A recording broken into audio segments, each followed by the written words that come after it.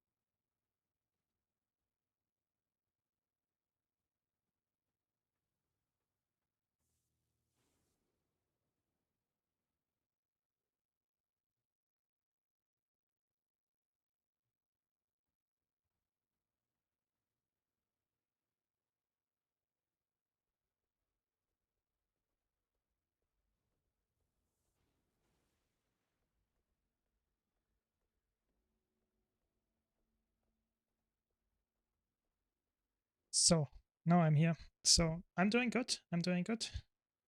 So maybe we don't have enough trainees show up Filthy, and you can join, of course. But like I said, if the people actually show up that signed up, then of course I want to give them the first chance. So there we go. There I am. I'm good. It was a good day so far. And yeah, quite productive, I would say. Some spicy video coming up that I'm working on.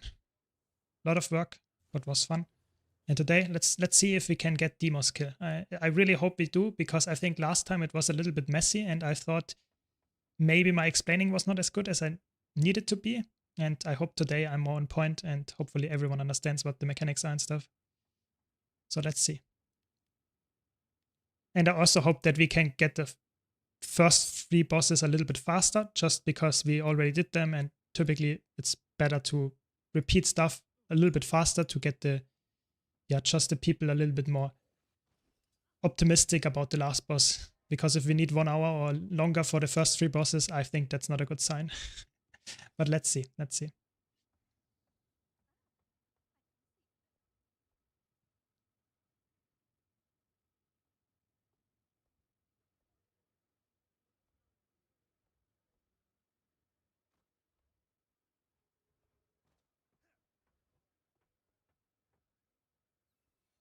Good evening.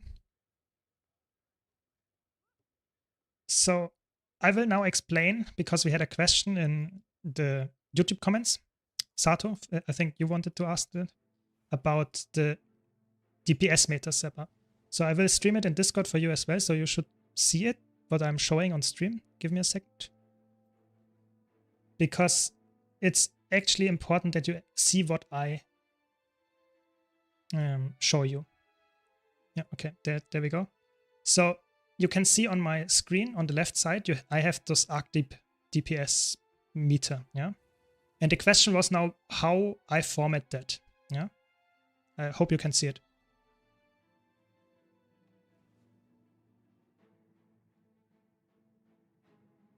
I mean, in Discord you should also be able to see it completely, but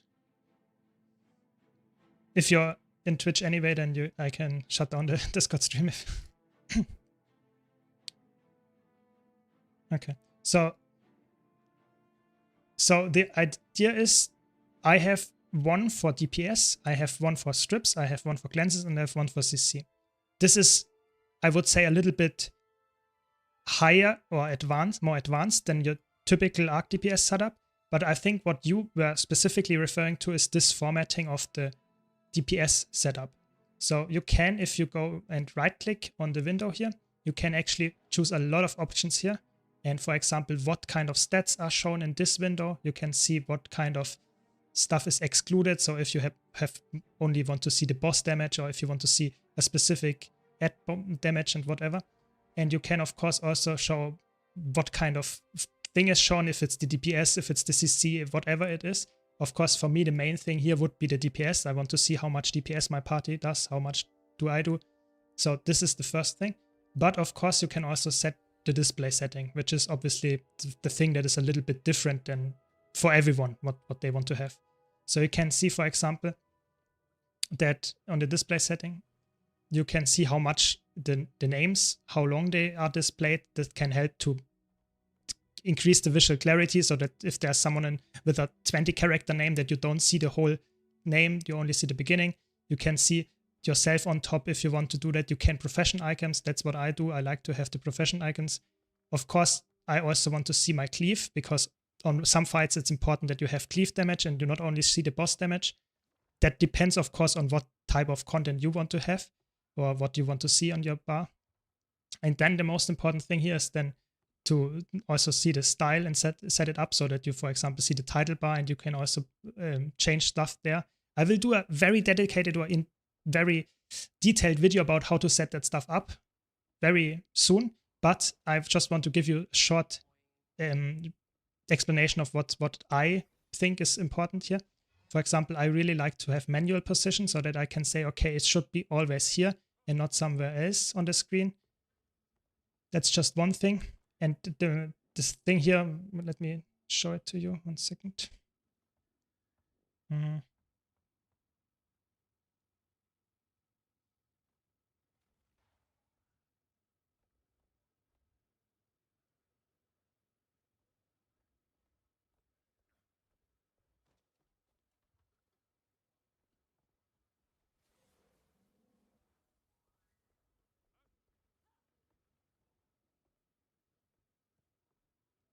So here under the stats thing, you can see on the bottom is the format thing. Yeah, so that's what I and the person, I think, in the comments on YouTube asked, and you can here see how much what is shown and how it's actually formatted. So you can see here at 1 means cleave per second, at 2 means cleave in total, then at 3 means target per second, so how much DPS you do on the target, then at 4 means target in total, and at 5 means how the target is named. Very important, this is always the case, not only for DPS, but also for CC. So you can see your cleave CC per second, you can see your cleave in total. I think the most important thing for DPS is, of course, how much DPS you do and not how much damage you did in total. So that's why I go for the target name, which is at 5, and then at 3, what my DPS is on the target is per second. Yeah? And then the next thing is how the stats are formatted. So the first thing would show the title bar, so the thing on top where you can see the dash and then the number. So that means if I focus Kern, I see Kern DPS and how much DPS my whole party does. That can be helpful to see if we reach a breakpoint, if we can get the boss to face very soon, or if we can be safe, so to say. And there are some mechanics that trigger on DPS checks, so it's very important that you know a little bit of the squad DPS. So other than that, on the second thing that is a little bit more important for you if you are just a solo player, then you can see the stat formatting. So I have the first thing that comes behind our names is the percentage, which means it's target percent of total. So how much DPS I did of our whole squad in percentage. Then the next thing would be the at 5. So that means how much target this character did per second on the target DPS in this case. I think both of those numbers can be good. You can, of course, drop the percentage, but I would never drop the at 5 because that's the target. So how much DPS you actually did on the boss. So for example, if you use a Scourge and use Epidemic, and you cleave a lot with mobs and stuff, that will drive your number, which is the next one, the cleave per second, way higher. But the DPS could be lower than, from example, from a single target, like a thief or something. Yeah. So I think it's important to have both those numbers, because some fights require to have cleave. So you want to see, okay, this build is, or this character is doing more DPS in cleave. And then you have the other number, which also tells you, okay, so much damage is on the boss actually. So I think all of those three numbers are, for me, important. But of course, that depends on who you asked. And that's why all these settings are here. I would never go for the cleave total and that kind of stuff. The only thing I would go and choose this setting would be if you really want to know how much health one boss has, because then you can actually see that. But other than that, it doesn't really matter how much DPS you did in the last 5 minutes or something, or not DPS, but in total damage. I think that does not matter. But having the option to see percentage sometimes helps me. So that's what I was referring to with the ads. I hope that's I hope I can do that. I think Arc DPS setup guide is really, there's a lot of intricacies that you have to mention. I hope I can mention all of that. But yeah, let's hope I can do that. Yeah, so thanks, Cyril. Let's see how many people we get until 8 or 10. I think we have enough signups, so that should be fine. But you never know. So thanks for the option there.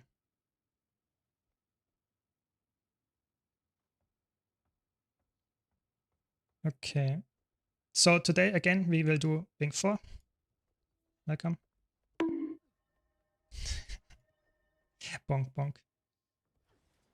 Yeah, no problem.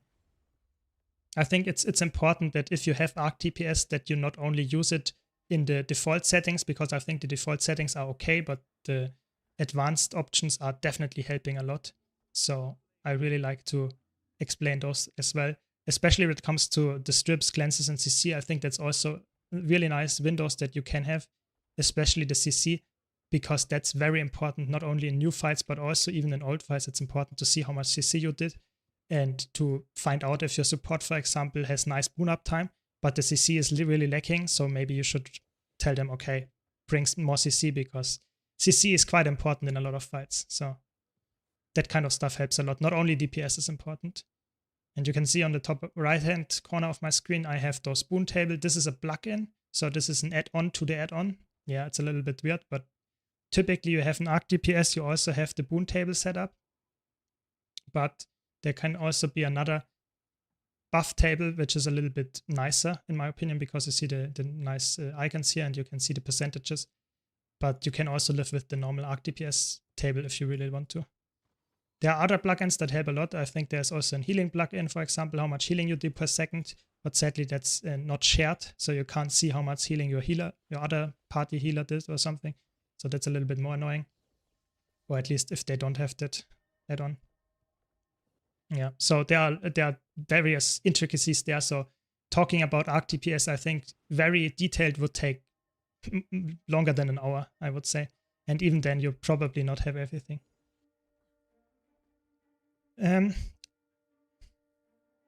That's my account name. Let me check who signed up. Maybe I can invite them.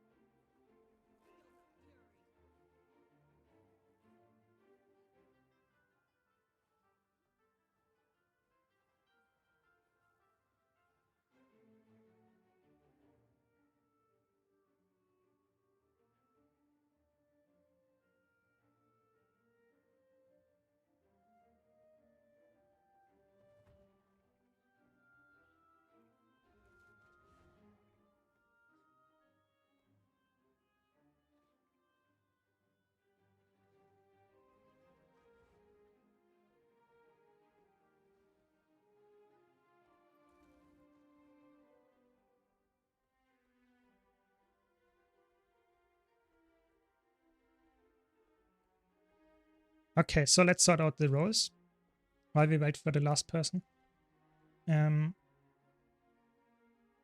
Let's check. So Courier and I will do the healing roles, just as last time.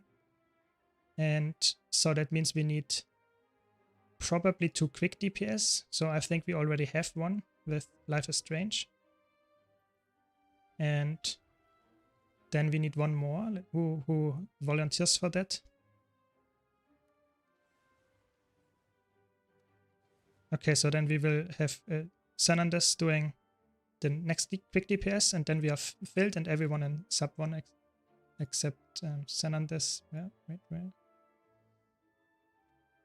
There we go. Wait a sec.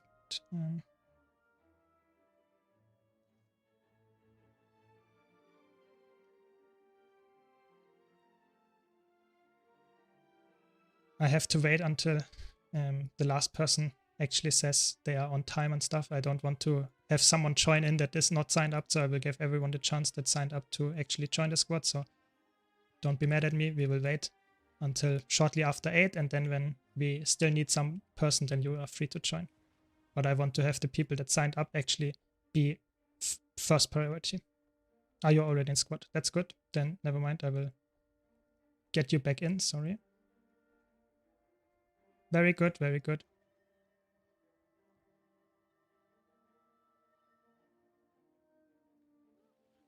There we go. So everyone in squad 1, in subgroup 1, you can go DPS.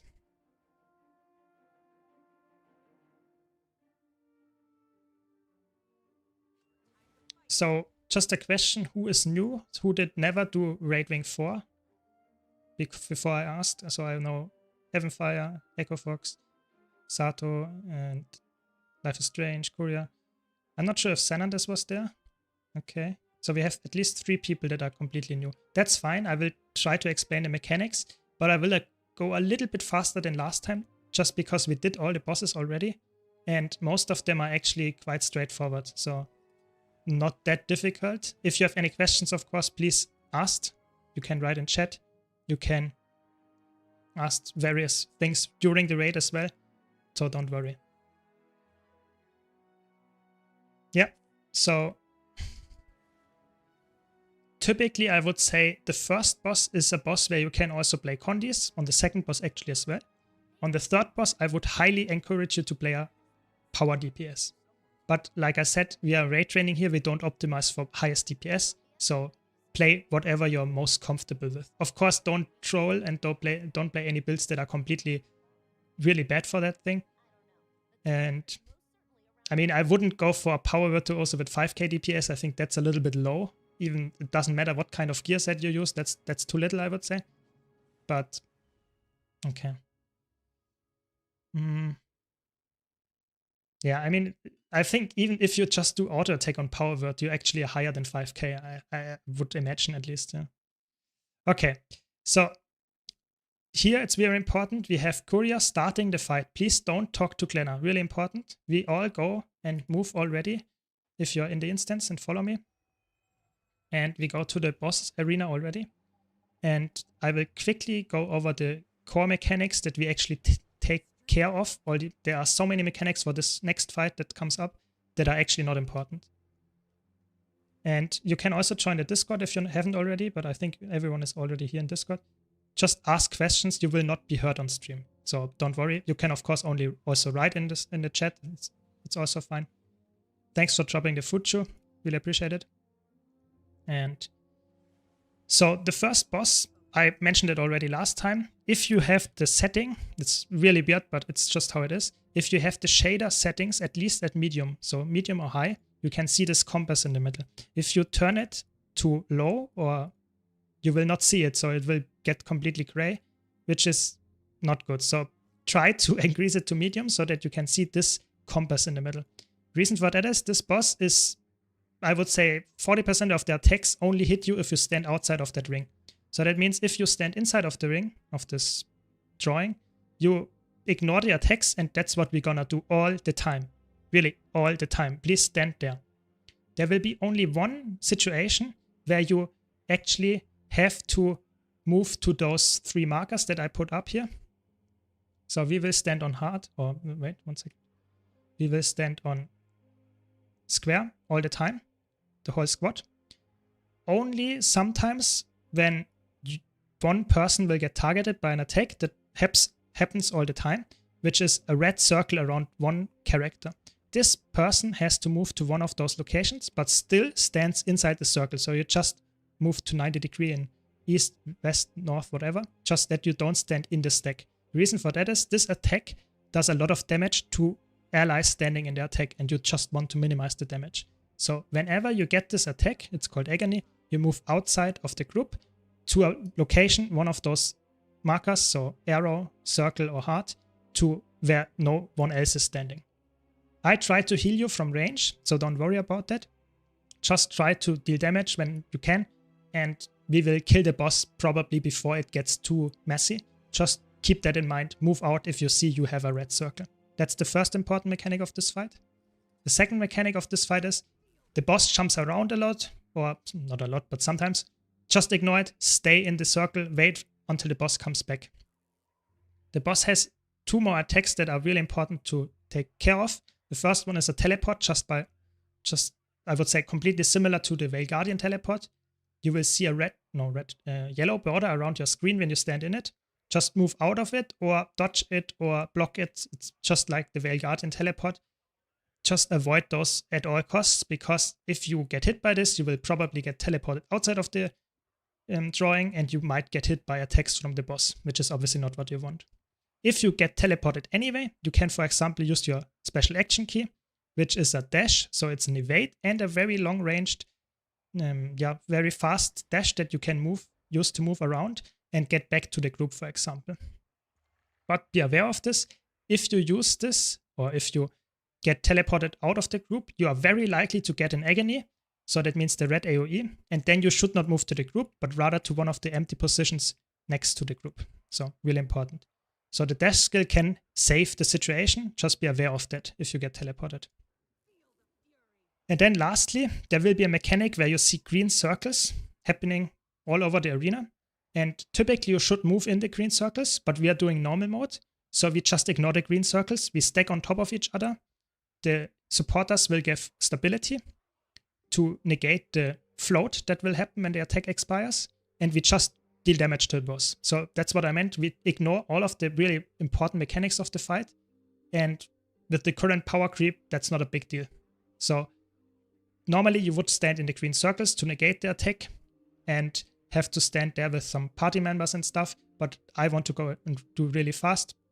So do the stability, which is always used. So even in pack groups, you use the stability stacking tactic for this fight, in normal mode at least. In challenge mode, you have to do it a little bit differently, but today we are doing normal mode, so that's it. Are there any questions to this fight? Because that's already, I would say, all the mechanics.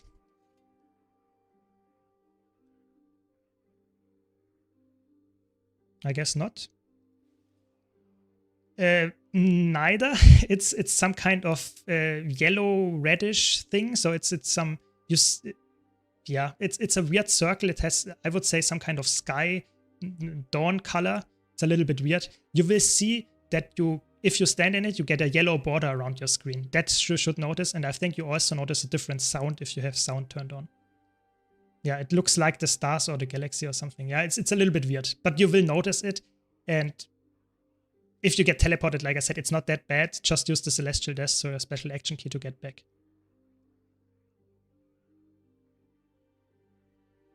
Yeah, if you can notice that. Thanks for mentioning, Gold. Okay. So if no one else has any questions, let's do a ready check. And then if everyone is ready, Courier will start and talk to Klenner. This is how you typically start this fight for the first time. If we wipe, we have to start it differently as normal. But now we can stack here on the platform, and instantly when the boss appears, we can damage him. It's really important. Yeah, I think the problem is most of those really weird things like the border and also this red area around AoEs on the ground, it's just very messy for new players. So I just try to mention as much stuff as I can. But typically there are so many visual effects and so many things happening that if you're doing this fight for the first time, you will not notice any of them probably because you're just overwhelmed. Don't worry about it. We will get this. It's not a big deal. By the way, I will, yeah, perfect.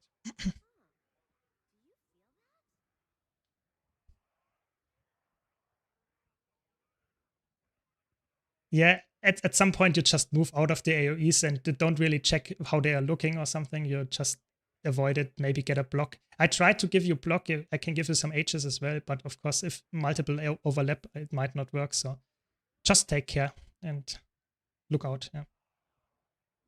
And like I said, this boss fight is really easy. We just, there it is, the first one directly under us.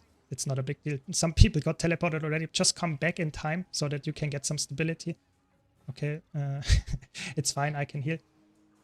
Just important that you stack on the group, stay inside this circle, and if you get teleported, not a big deal, just come back to the group. Don't get teleported too often because you will get a lot of damage if I can't heal you in time. So now people with the AoE should move out. Exactly, very good. And you can see, other than that, the boss is actually quite easy. We just DPS them down and that's it. If he jumps, please don't move, just stick to the group. We'd wait until the boss comes back. It's not that long, so very good. We have now 2 agonies, that's good. Please stay on the circle and try not to move too much so that we can actually DPS the boss without going into the red circles. Be careful with the... Now this is the teleport attack that I mentioned. Please stay on the group, perfect. If you have the last agony, please move out of the group. Please move out of the group, whoever it is. Yeah, very good. And just don't stack on top of each other, so Heaven Fire can actually come back. You don't have it. Very good. Because you yourself will not get too much damage from the agony, so that's not a big deal. Just if someone else stands there, that's not good. Again, I try to give stability, but if you're, of course, if you're outside, you might get hit by this attack. Doesn't matter too much. Just if you get no stability, no, we will still heal you, and you might have a few seconds of downtime, but that's fine, I guess. Yeah, last percent. Yes, very good. And there we go. Good job, everyone. Very clean. I mean, a few teleports in the beginning, but you can see this boss is just a joke. It's not really hard anymore. And just for a slight teaser for the challenge mode. In the challenge mode, nothing changes, except that your special action key gets a little bit more important because it will get used every, I think, 5 seconds or something if you don't use it. So it will get used automatically, which can be quite annoying. So that means you have to use it yourself. You can also use it just to stick on the position that you currently are. And other than that, the stability thing doesn't work, so you have to do the mechanic correctly. But that's fine.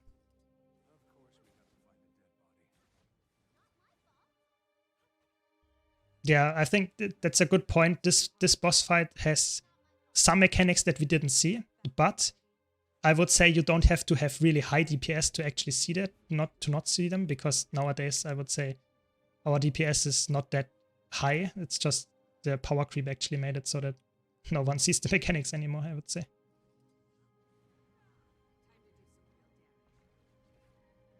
So someone should... I will place a portal anyway, it's fine.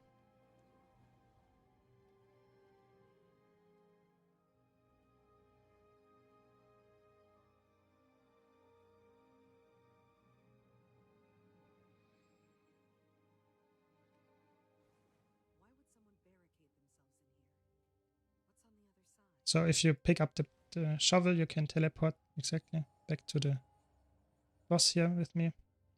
And now the next boss is also a joke. Only 3 people actually have to do mechanics. All the other people just can do your typical golem DPS. It's in normal mode. It's really, really easy. Please understand the mechanics that I will explain, even if you're not one of the 3 people that have to do the mechanics, just to make sure that if you have to do the mechanics in the future, that you know how to deal with them. So what I'm talking about, you can see there are 3 things on the ground: claim, dispel, and protect.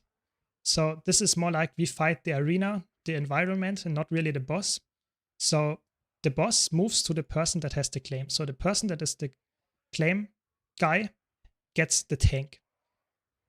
So if you get the claim, you get a special action key that you can use to claim, just like the name says, one of the fields on the ground. So you can see there are 16 fields here, and if you claim the area by this using the special action key in the field, it loses the yellow AoE. This yellow AoE will deal damage to us, so it's very important that you use this attack mostly off cooldown to negate all the AoEs. So if you are the claim, use the AoEs mostly in the middle of the arena so that we can stay there, because we don't want to move too much. And very important, as you are the tank, you should not move if you don't need to move, because the boss will do really weird movement if you move too often, and that can really annoy your DPS players, so don't do that. The spell is the next second important thing. There will be 4 mobs spawning, so there will be 1 mob here, 1 mob here, and on each side of those tiles, and we'll walk towards the special action keys here. Just run those 4 fields that you can see. And they move rather slowly, but they're invulnerable. So the dispel person tries to dispel the orange or yellowish things to make them vulnerable so that we can deal damage to them, because if they reach the edge of the arena here, they will actually come to us and deal damage to us. So that's why you should try to kill them before that, so that we actually can negate their damage. If we can't do that and they get mobile and come towards us, they will deal damage, and if we kill them on us, they will explode in some kind of nasty explosion. So that doesn't kill us typically, but it deals a lot of damage and applies some nasty conditions. So typically we want to kill them before that and be aware of the explosion, dodge it, block it, whatever, so that we don't take too much damage. So the dispel person is quite important. Always try to focus on those ads, dispel the shields that they have, and then focus the boss again. So really important. And the last special action key is somewhat the least important, but at the same time, if you use it correctly, it can save the run. It's called Protect. You probably can only use it once per fight. It will protect you from the spikes that happen in the ground. The spikes is the last important mechanic of this fight that happens after a certain percentage of the boss. A few tiles will get spikes and they will one-shot you when they come up. So you have around 2 to 3 seconds to move out of the field. If the spikes come up, then you will get one-shot. No downstat, instantly dead. And if that happens and you have to move, then the tank, so the claim person, should move in a field where there is no spikes coming up, so we can actually deal continuous damage to the boss and don't get damaged by the spikes. Sometimes, especially in challenge mode, it can get really nasty with the spikes and how they are positioned, and then you can use the protect skill to negate the damage of those spikes once. It's really important. So the protect person, if they use it in the correct moment, we will survive. Other than that, if you don't need it, it's not important. So that's why it's the least important thing, especially in normal mode. Typically, it's not that important. So please, I want to have some volunteers that did not do it before to do 3 mechanics here. As soon as all 3 are picked up, the fight will begin. So typically you have the dispel or the protect person picking up at last, so that the tank can already move to this position where we will stand for almost the whole fight. We will only swap between those 2 tiles, or maybe 3 or 4 tiles, depending on how many spikes we will get here. But typically we don't move too much in this fight. And the last thing that I mentioned for the claim special action key, try to cast it in the middle of a tile, because if you cast it too far to the border, it might not really claim it. It's really weird. Try to cast in the middle. And the claim person has to be aware though that those mobs that will spawn, when they come towards us, or whenever they come towards us actually, they will claim the tile for themselves and they will get again the yellow AoEs. So don't claim the field if there's mobs shortly before entering. So that means that you wait until the mob is in the field and then you can claim it, so that you don't waste your claim, because it will instantly get reclaimed. But I try to make shout calls when that happens, so that's a little bit easier. But other than that, I think I explained everything. Are there any questions? I guess not. We will just try. It's not too hard. Like I said, it's also quite a easy boss nowadays. Just try to stick on me, stay on my tech, and move with me. As soon as you see that I move, there will be spikes, there will be damagey fields. Move with me. Really important. If you greet, you might die because of that. So please try to survive by sticking on me. Really important. Okay, so who wants to tank the boss and who wants to protect? It sounds more challenging than it is. The claim person just stays where I am and tries to do the claiming of the fields meanwhile. It's not that hard. Don't worry. Okay. It's good. So typically you just use the claim whenever it's off cooldown. So it's, I think, a 5 seconds cooldown. So you just use it whenever. But if you see that there is a mob about to enter the tile, you delay it a bit just to make sure that you can reclaim it instantly. Yeah? But I try to announce where to claim if you do something a little bit weird. But typically you just claim the 4 middle tiles whenever you have it off cooldown, and then it's fine. Because that's the 4 tiles that we are actually moving in. We should not need to move around much more than that. Yeah. So don't worry, I will try to call if something is happening that's more than what I just explained, but just claim as fast as you can in the middle. That's it.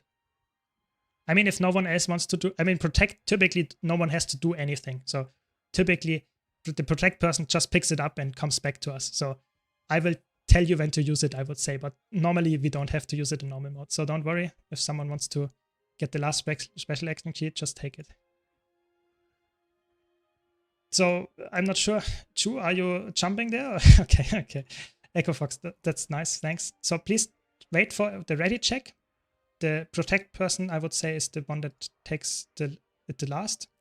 And if as soon as everyone is ready, you can already come, Heaven Fire, because you're the tank. We don't want to move too much. And now you can come. Exactly. Take the special action key, please. Perfect. And now the boss fight begins.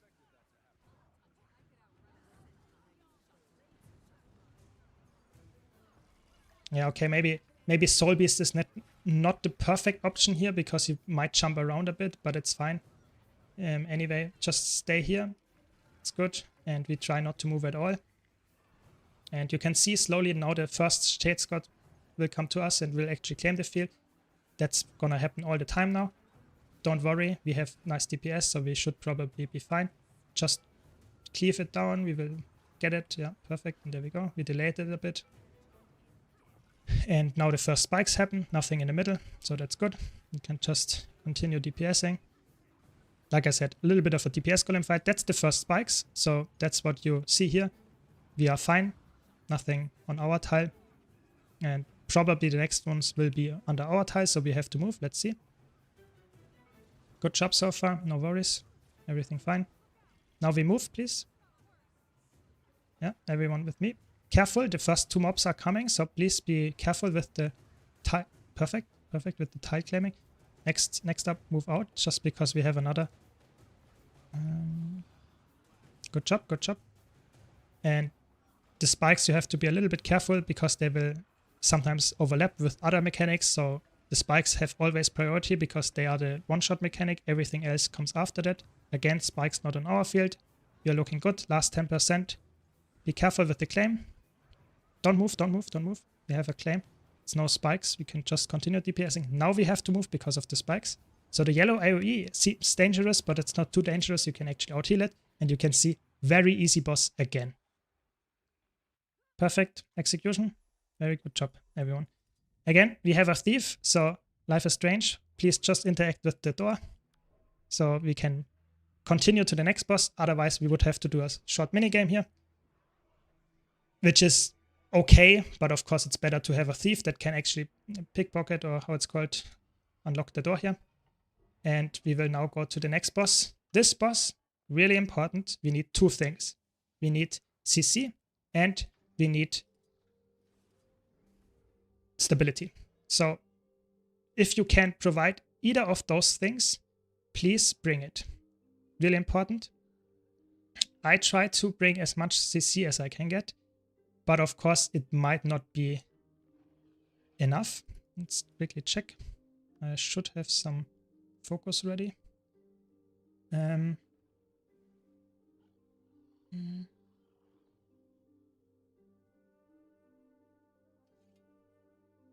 So for this boss, every 10% the boss goes invulnerable and gets a break bar, and we have to break the break bar to free one of our people that are actually trapped by the boss.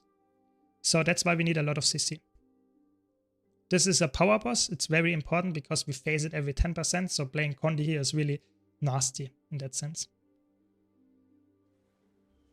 The break bar is not that big. It's quite big, but not that big. So typically you want to have to break the player free quite frequently. So don't waste all your CC in the first break bar, because then we don't have enough for the second one. So please spread it out a bit, but I will try to call it. The boss is fixated, so the boss will get tanked by a random person to some extent, but you can control who will get fixated to, I would say, 95% of the time. If you move far away from the boss, the most furthest person will actually be very likely the person that gets fixated. So I will try to bait that, but then you also have to CC me. So that's very important. Other than that, tanking pattern for this boss is just move outside of the AoEs that will spawn. That's it. Everything else is not that important. But stay behind the boss and jump shockwaves. Try to avoid the attacks that he does, because all of them will knock you back, or most of them, and will knock you into the spears at the bottom of the arena. And if you get knocked in the spears, you will get instantly killed. So really important that you either jump the attacks, dodge the attacks, or have stability to negate the effects. I try to upkeep stability as much as I can, but I can't guarantee that you are in my squad, in my sub, or that you get stability all the time. So I try my best, but might not work out. So this is the first thing. Stability helps a lot for this fight, and CC. Then every 33% the boss will get invulnerable and move to this round thing, edge of the arena here, where we can't go. And 2 ads will spawn. One of them is really squishy, it's a human, and one of them is really, or somewhat tanky, and also is invulnerable in the beginning. And it will completely transfer all the damage it takes to the human. So, but the human gets consistently revived. So we have to kill both of them. How do we do with it? We have to, this is a really weird mechanic, but we have to push and pull the human underneath Samarok, while we then damage the, I think it's a Jotun, the Jotun. So that is a little bit weird. So that's why I really hope that our warrior, Sato, maybe you can bring some knockback. That makes it easier. So you have this one utility skill that, kick, for example, is also good. That can just knock back the thing. And I try to also use a focus pull if we need it. But other than that, it's really important that we stack on top of each other so that the enemy comes to us and we can pull them into the boss. So really important. Please don't use pulls towards us. That would be completely negating our efforts to actually get the human under the Samarok boss. There will be a spear mechanic. That's the last really important mechanic, where one person is targeted with an AoE and they have to move out of the group, and another person gets a green AoE. So you get an orange AoE and another person gets a green AoE, and both of them have to move outside of the group. Doesn't matter too much where, just move outside of the group and stack on top of each other. As soon as both of those circles expire, there will a spear drop and you will be fine and come back to the group. If only one of those people moves out, especially the orange one, they will get hit by the spear without the damage negation from the green one. So this friend mechanic is really important that you stick together. Did I forget something important? I think we are fine. Are there any questions? I was really fast with the mechanics of this fight, but most of the mechanics are have CC, have stability, and move towards your friend if you get this, you are targeted by this mechanic or something. You will see, it's quite clear to see. Are there any questions? Okay, let's do a ready check if everyone is ready. I will of course short call again, and there we go. Let's take our first try. That's fine. So everyone behind the boss, please. Chu is the tank this time. That's completely fine. It doesn't really matter who's the tank. You can do every single thing by even being DPS as the tank. It's not really a big matter of that. Just move behind the boss all the time if you're not the tank. Now CC, please. I try to bait the boss's tanking. I got it. Don't move in the AoEs. Very good job, everyone. And just DPS. Be aware though, this time I'm the person that is targeted by this CC break bar thing. So please, please, please CC me. Otherwise we have to reset. But the CC looks good last time. That was quite delayed. 5% delay. It's crazy actually, but it's fine. Be careful with the boss. He will move at 66%. So don't stand in front of him as always. Good job. CC again. Last time before the phase. Good job, good job. You can see it's not a hard boss at all. You get a lot of stability. And now the boss actually moves.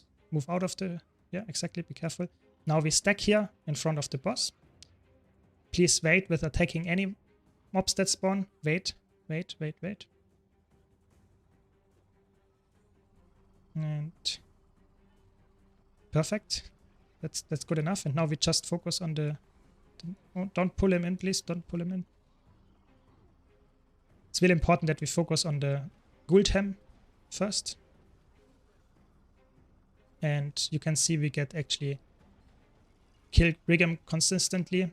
And as soon as Guldhem is dead, we can actually kill Rigam for the last time. It's a really weird mechanic, but that's just how it works. We just do it. Move out of the AoE, please. Very good. Wait until Rigam is actually coming out and we can kill him. And then I will try to get the fixation. No. Chu got it again, that's fine. I try to give you stability and everyone else behind the boss, please. Just as before, nothing special. Just try to stack on top of each other. Oh no. Wait my CS, that's fine. If you stand in the middle of the arena, it doesn't really matter if you actually get CC'd. Just try to avoid as much attacks as you can. It's always better to not get CC'd than to try to get it. Careful with the fixex, with the AoE attack. Very good. Good job. You saved your friends there. And again, careful, Chu. Perfect jump. Very good. CC, please. Don't let Chu die.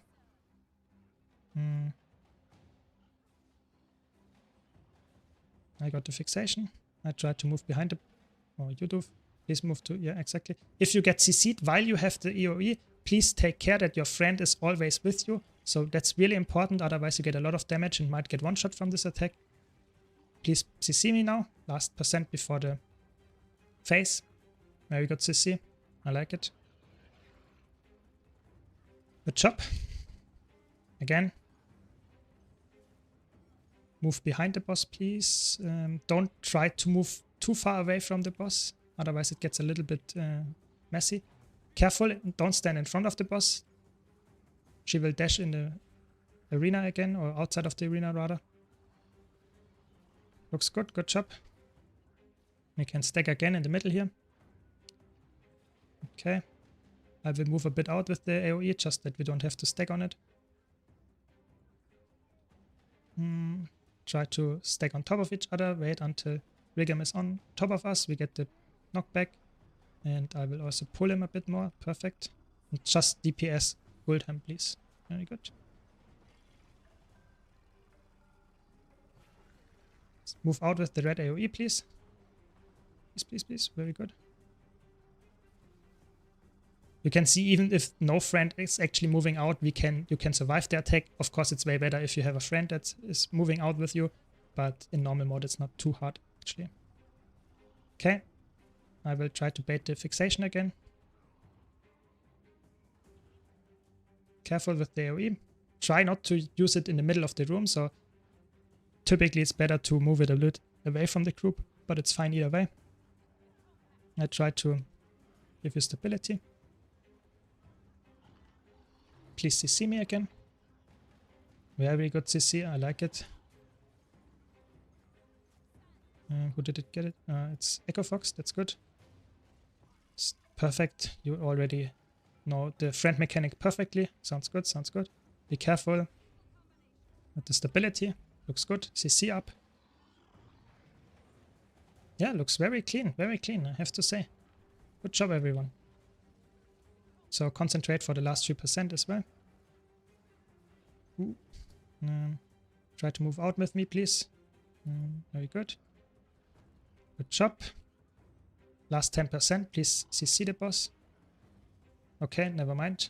Chu didn't want to get the CC. That's good.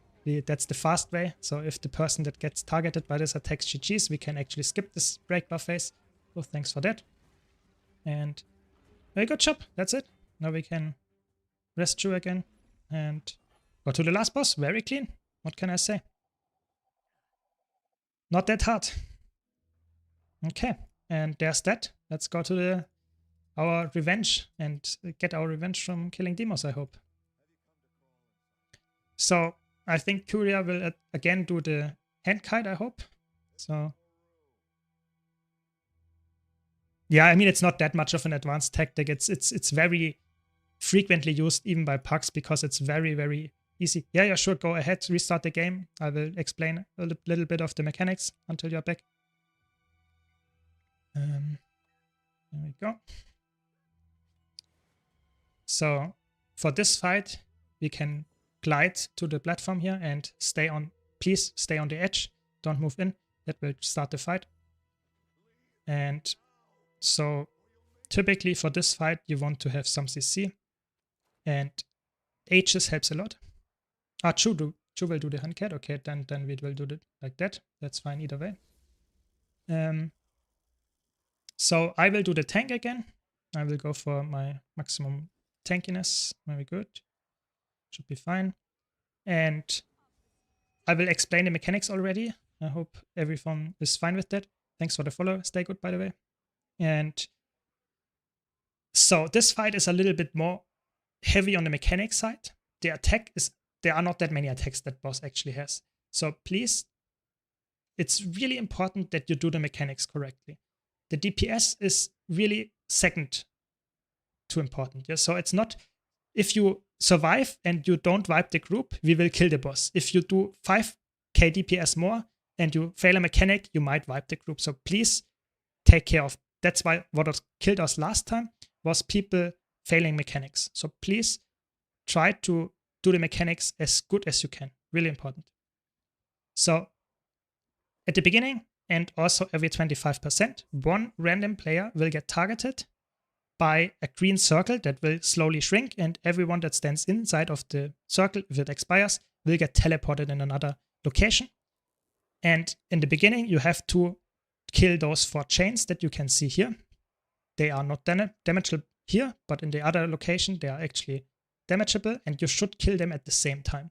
So that means you split up and try to avoid the AoE that the boss will do in this arena. So it's an orange AoE. Try to avoid it. And try to kill all those 4 statues at the same time. No problem, EcoFox, it's fine. It's just explaining anyway. So please take really into consideration how much percent your statue has and not waste a burst damage on a statue that has 1% when another statue is at 90. So when we don't get it correctly the first time, we have to redo it and have sadly to kill the statues again. Not all of them, of course, but maybe 3, maybe 2, whatever. So please try to kill them at once. Other than that, every 25%, this will happen again, but this time you will not get the statues, but you will have to fight some kind of secondary boss. The secondary boss is always the human, but it has different kind of attacks. So the first and the third one that you get will have CC that you need to do consistently. Otherwise, you will get teleported randomly around in the arena, which can be really deadly. So please CC as soon as you see the CC break bar. And the second one is not that exciting. They will just split up and you will just kill them and go to the correct one, which wields the Matthias staff. But you will see that someone in the group should typically see that and move there, and you just follow there. It's not too important. Just follow the group and kill the guys there. This is the split mechanic. Thanks for marking. Perfect. I will be the tank. I try to stick in one half of the arena, while Chu will be the hand kite and will stick to the other location. What do I mean by that? The tank, yeah, it's self-explanatory, tries to tank the boss. This boss is toughness based, so I will have the highest toughness, hopefully, with 2.347. So that's quite high, I would say. So typically I'm the tank, therefore the boss comes to me. I try to stand in front of the boss, everyone else stays behind the boss. Chu will stand on the other side and is the most far away player and therefore gets targeted by the hands. The hands are some AoEs that happen on the ground. The hand kite tries to overlap them as much as possible to spread as little of them in the arena as they can and has to avoid as much damage as they can. So typically use some kind of tanky spec or some kind of blocking spec or damage inversion. There are a lot of options there. The only important thing is that you have some kind of block in the kit, because there will be one attack that we can hide into the blue, light bluish bubble that will happen when I tell you to. It spawns in the middle of the arena. Please move them at me. This is a one-shot attack. If you get hit by this, you will get instantly downed. So really important that you move in the blue bubble there. The hand kite and the tank typically can use, for example, blocks to negate the damage here.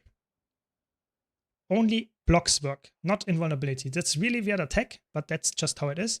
So typically the hand kite moves not in the bubble, but you can actually also move in the bubble. It's a little bit, yeah, not that how it's intended, but you can do it. So I would say this is why hand kiting and the tank should be done by people that are a little bit more experienced, that know when to actually use the block, because it's a little bit delayed after the boss actually starts his attack. So I will try to shout call it, move in the bubble, everything is fine. That's the first attack. Then the second really, really important attack is some kind of pizza slice attack. The boss will just slam the ground in front of him, but will also hit a lot of the arena actually with some kind of slicing attack that will knock you back. If you get hit while you're in the middle of the arena, typically doesn't do that much, but if you get hit while you're on the outside of the arena, you get pushed out, knocked back, and you will die from that. So we don't want that, so please either dodge the attack, block the attack, or just be not in the AoE. But typically you should be in the AoE because you want to be melee range when the boss does this attack. So really important. I will try to shout call it, but it's very, very obvious when this attack happens. So not too much of a problem, I would say. And then we have probably the most important mechanic when it comes to vibes, which is the oil. So there will be an orange AoE, and when the orange AoE goes away, there will be a black field. It's not too big at the start. It's quite the same as this well, actually. A little bit smaller, I would say also, even. You move out of that. As soon as you see it, move out of it. Never touch it again. Don't dodge through it. Don't risk it. Go away from it. It's really important to avoid this, because if someone of us touches this, it will expand. And as soon as it expands the first time, it's very likely that it will expand another time and almost covers the whole arena then. And the damage is actually quite high, so we can't out-heal it over time. So please don't stand in the oil. There will be 2 spawning at all times. So after 60%, the boss will do this attack repeatedly. So always, if there is 1, the next will spawn soon. And then as soon as the third happens, the first one will despawn. So please move out of that. Of course, try to stay where I am and try to stand behind the boss, not on top of me, because I'm the tank. Other than that, if you get the green, so if you get teleported down in a few seconds, please move a little bit out of the group so that the tank and the hand kite, of course, but the hand kite is probably way too far away, but don't stand where the tank is so that the tank doesn't get teleported down. So if you get the green, move out of the group a bit, and everyone else that wants to go down, which is typically all the DPS players and at least one healer, you go down as well, or up, wherever that is, to the other location. So that's a lot of things that I explained right now, but typically the boss is not that hard. It's just that you have to avoid the oil, so the black AoEs, and you just don't get hit by those nasty knockbacks. There will also be some kind of white small AoEs that you can collect, and you get a skull icon above your head to reduce the damage we take. Do that if you are next to one, but don't rush to the end of the arena to get it. It's not that important. At 10%, the boss will go invulnerable and we all get teleported down. or up, wherever that is, like I said. And we get the last phase, which is exactly the same, just that we fight Demos in its true form or whatever, and it's way bigger, but it's not really changing too much of the fight. So, are there any questions? I was really fast there, but...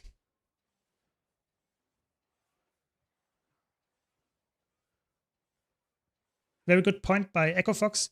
If you are down, so or in the other location, and you see tears, actually, so those white AoEs, don't collect them. It's not necessary. Only in the last phase you can do that, but in all other phases, when you are not in the main arena, don't try to collect those tears because you will not be there for too long, and so the damage ramp up is not really important. Yeah, if there are no questions, I would say let's just try to do it. We try our best. Please split in the beginning to try to get as many chains as you can get after you're teleported with the green, so that we don't have to do the pre-event for 5 minutes. That's a little bit annoying, especially if we not kill the boss in the first few tries. Okay, there we go. And don't worry, it's not too hard. It's also quite doable. So everyone a green. And Chu and I will try to CC those guys to death. Let's see. We can make it work. So you killed one. That's okay, but try to kill more.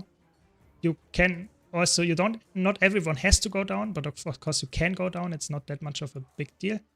As soon as we kill one of those big brights that are spawning to kill or to damage soul, another one will spawn. Very good. You killed all of the others. Perfect. I will now try to tank the boss. I go a little bit out of the middle. Other than that, I try to stand still. This is the AoE attack that I mentioned. Okay, 2 people got hit. That's fine. Other than that, please try to not get hit by this attack, because in the future you might get knocked back. That's the attack that I said. Move in the blue bubble, please. Move in the blue bubble. Okay, I gave you H's, but that's fine. Really important that you move in the bubble and try to dodge this attack, because otherwise you might just get too much damage or knockbacks, and that's not good. 80% coming up. After the next 5%, we get the first screen spawn, so please move down. Welcome, Lang, to the stream. Welcome, welcome. So please, if you get the green, move out, please. It's not a big deal if you don't... Oh, that's not good. I think it's only 2 people. That's not so good. 3. Okay, that's fine. Move in the bubble, please. Please, please, please, please, please. That was close. Good job. So typically you want at least 4 or 5 people to go down. Maybe not for the last, but for all the others. So please go into the green. And if you have to dodge an attack, please try to move where the other people might also move. Don't dodge in a complete different direction. So first, black will spawn now. Move out of it, please. Move out of it. Very important. Careful with the AoE. Kill and focus on Soul, please. And also CC him. Very good. Just so that we... Careful. The block attack will happen. Move out of the black. Move out of the black. Very good job. Careful. Careful, we had the first expansion. Oh, another one. Move out of the black. That's what I meant. Please, it covers almost the whole arena. We can stay here. Chu will move in the other direction, but it's not very good. So please, please avoid it. That's what we want to avoid here. Dodge the attack. Ooh, that's why we lost 3 people for that. That's, I don't know, maybe we should GG here just because people are dead, which is not what we want. Please GG. So really important, if the black doesn't kill you, it gets way harder to actually kill the boss. Because people might fail the dodge, people might get knocked back and stuff. So please, please, please move out of the black. Really, really important. Okay.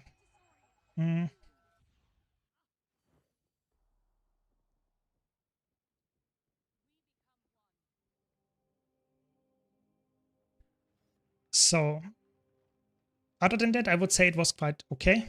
If you see a green happening and you want to go down, please move in the green. There is, in the last I don't know, maybe half a second, there is some kind of invulnerability. So if there will be an attack that might hit you, you actually get teleported down before this attack will happen, or the attack will just be ignored. So you don't have to avoid attacks at all costs. But of course, if you are unsure, better dodge, I would say, or at least block or something. Other than that, I would say try to focus on surviving, try to focus on soul, so the human that will spawn, because they have some nasty teleports and it can be really annoying and really fuck us up if we get teleported when we don't break the CC bar. Very good. Please try to spread this time and try to kill the chains with 4 at the same time. I think that's a good practice for puck runs, for everything that comes in the future, just because it's just a time saver. Yeah. Okay, you killed 1 again. Oh, 2. This is good. Very good. But of course, 4 is not that hard if 8 people go down, 2 to each, and try to deal as much damage to them as you can. Condis help here, of course, because they continue ticking, but typically this boss is a power boss because you get a nice damage buff in the beginning that will increase your power damage by quite a lot. So try to burst the boss in the beginning just to make sure that you deal even more damage than you already would because of the buff that you get. Nice, good job. So there's 2. There it is. Okay, very good, very good. Try to move a little bit out of the arena, or out of the middle of the arena, so that we don't have to stand on top of the bubble here. Very good. Again, the first, I don't know, move in the bubble, please. The first few percentages of the boss health go away fast, and it's also quite easy because there is not too much happening, not too many mechanics. But the thing is, in the later phases, there will be a lot of mechanics happening at the same time. So you want to make sure that you know what will happen and that you avoid those at all costs, like I said.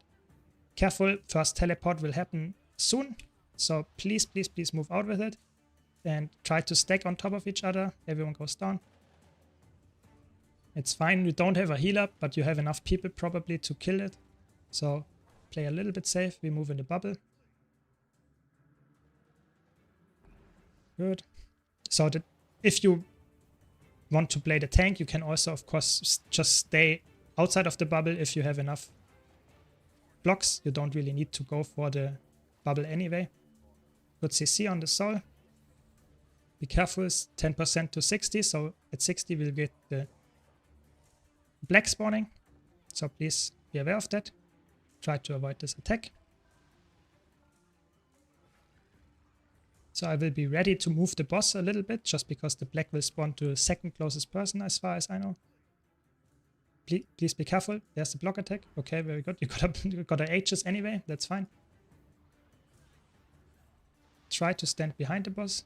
I move it a bit. The first black is spawning. Please don't stand it back. Please don't stand it back. Very good, very good. Sorry, Chu, I'm coming a little bit to you. Just want to make sure that we don't stand in the black.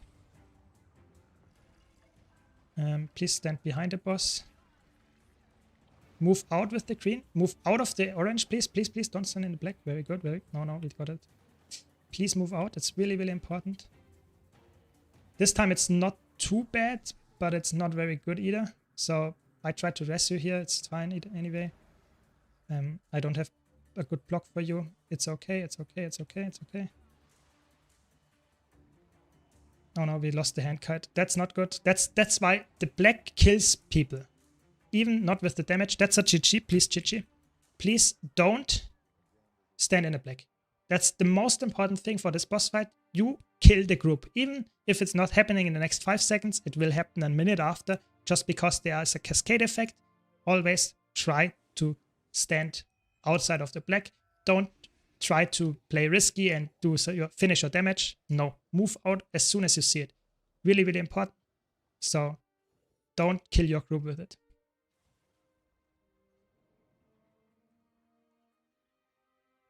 Yeah, I mean, it's just a black attack.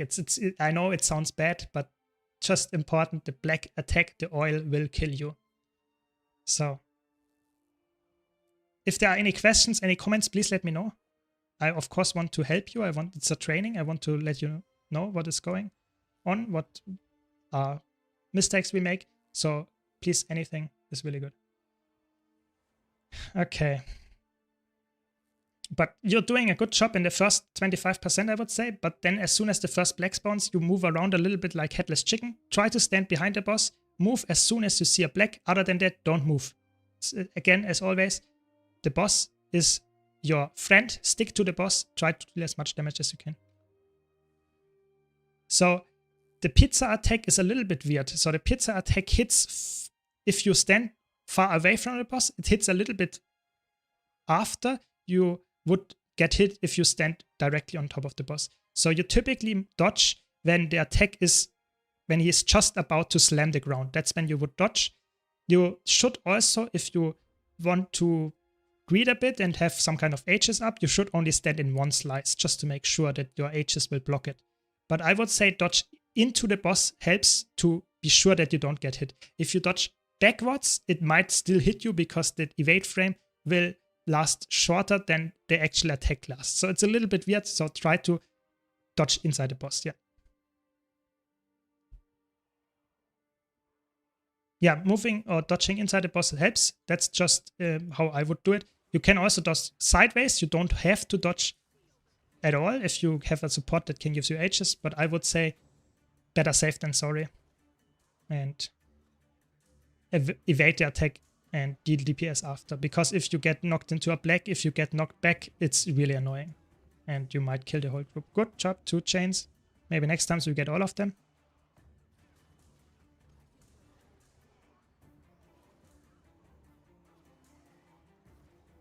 So if there are only 2 chains remaining, you don't have to go all of you down just because it's not necessary. You can pre-stack whatever you want to do.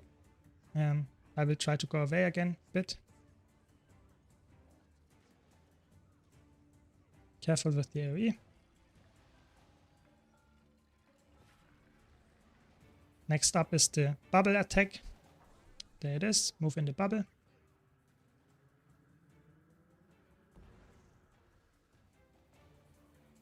If you know this attack has a short delay, you can actually move in the bubble a little bit later just to make sure that you maybe get a little bit more damage, but it's not too much of importance for this training rate. So teleport happening now. Please move into the green. You can also, it's not a big deal if you stay up as a DPS, but you should not go down with only 2 people or so. Typically that's not good because that will either make it longer until they come back up or they might even die. So please be aware of that. Go in the bubble, please. Perfect, we can also just damage soul. Be careful with the CC that will come up soon.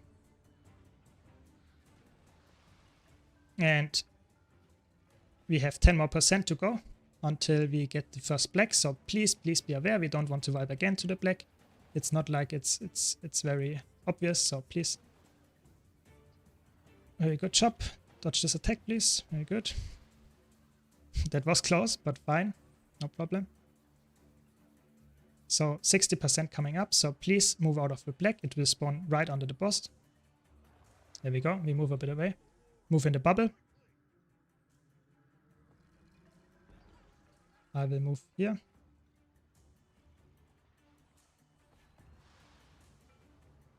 Next black will spawn in a second. There we go. Please move out of it. Move out of it. I will try to move the boss a bit away from it.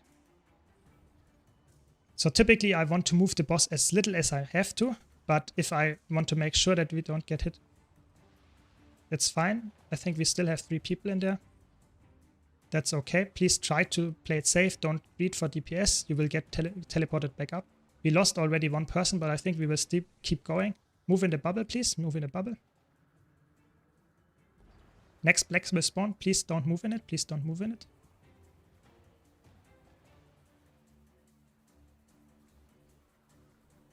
Very good.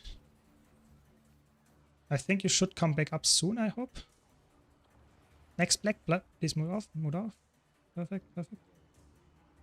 There we go. We got the people back. Dodge this attack. Careful with the hands. Very good. Kill soul, please. Exactly. Good target there. Go on this one. Move out of the black. Okay, no one is in there anyway. Move in the bubble, please. Move in the bubble. Move in the bubble.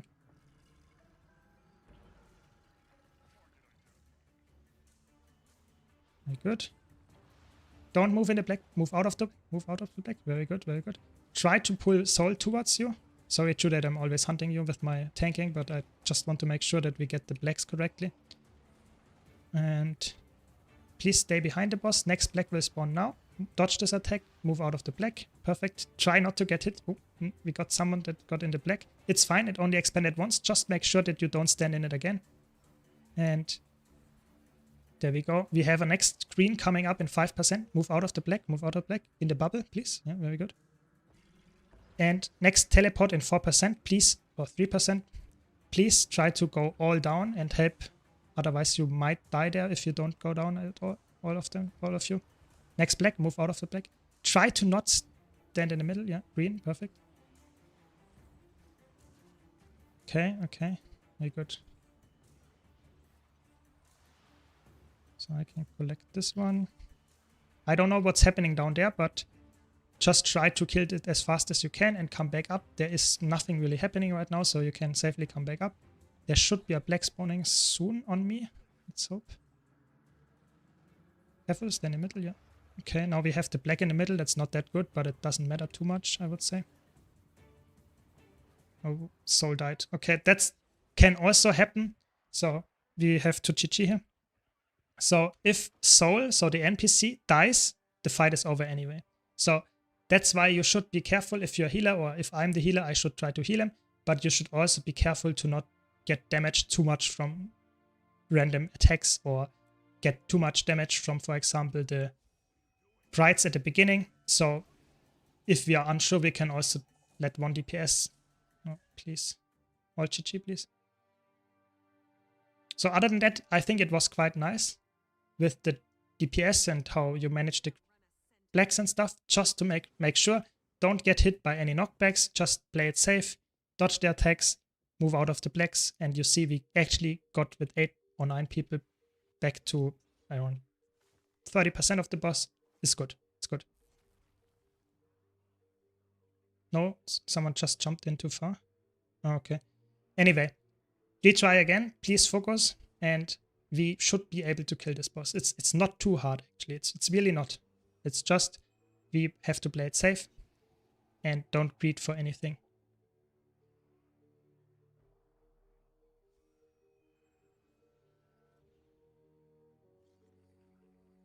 The small white tear that will happen, this attack is not that important on its own. It will just deal some damage to a next, or do some ranged AoE attacks to the enemies, or to us in that case, but it can strip you of H's, which can be... Okay, then we have to reach out. Please GG. We lost already 1 person. Please try to concentrate. We don't want to restart it in the prevent already, so please concentrate. It happens, don't worry. Just try to concentrate, yeah. So the tears will throw attacks at you. They don't deal that much damage. Of course, if you have 10 of those tears up, they will deal quite a lot of damage, but it's okay. The bigger problem is that it strips H's. So if you want to block an attack with H's, especially the one-shot attack, it might happen that it gets stripped by the tear, and then you get hit by the one-shot attack. So the tears can be quite annoying in that regard. Other than that, just collect them. It's not too hard. You just move in them, and you get the skull icon to see that you can't collect it for the next 30 seconds or something. So not too much of a problem, I would say.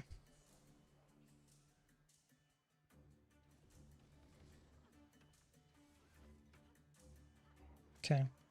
Try to... I mean, we are training the chains here to maybe get people to do 4 at the same time. Okay, again, just 1, 2. Okay, better than 1, I guess. But try to do as much as you can split up and make sure that you actually get all the chains at once. It's not too hard, actually.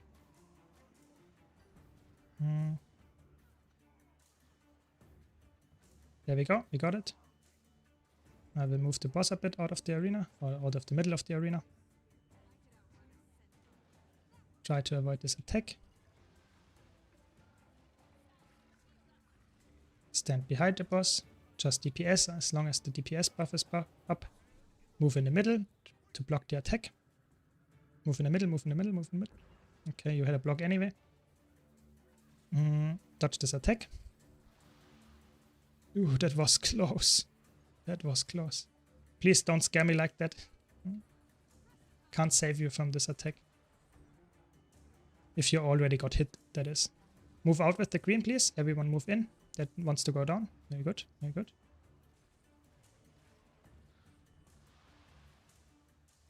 Not too much happening in the first 25%. Just how this boss goes. As soon as you come up, stay in the middle for now. Good job. You can now go back to the boss. Careful, the pizza attack is gonna happen now. Focus on soul. Try to CC them. Very good.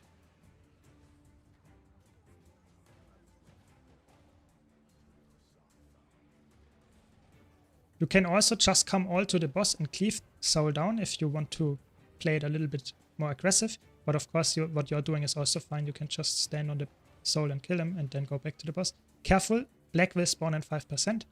Please move. Be ready to move out. First block. I will try to... Yeah, that's why you don't want to line those attacks up, because then the black will spawn underneath the middle, but it's fine anyway. Just try to not touch it. As soon as we get the third black, it will despawn anyway. Careful with the next black, it will spawn now. There we go, move out of it. Very good. Move in the green, please. Move in the green, move in the green. Very good. No, not so good. That's probably a wipe. GG, please. If we could have salvaged that, because the black was about to spawn again, but please, if you have the green, don't get hit by the attack, because that might throw you in a black and you get teleport after that and the whole group dies because of that. It's really important. Yeah, exactly. I think the green person got knocked back and in the black, and some people tried to follow, and the green person got teleported and everyone else died in the black or was hit by that. So whatever, it doesn't matter. Whatever, it does not matter. The thing is, if you get the green and you want to attack, dodge it.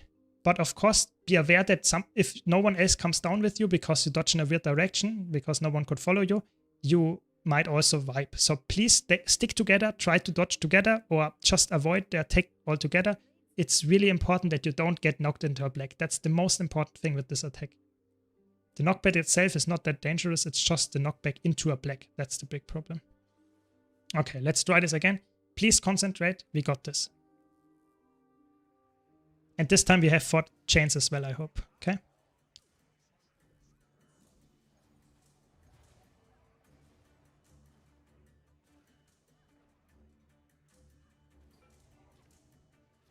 So for the people on stream, if you play a druid, for example, here it's really, really good as well. You can just immobilize the brides and the greeds with the entangle. But I can't do that as a chronomancer. It's fine anyway. I will just try to CC those sprites because they will deal quite a large amount of damage to soul, and it's not something that you want. So we have 2 more chains. I will go and move the boss a little bit outside of the group.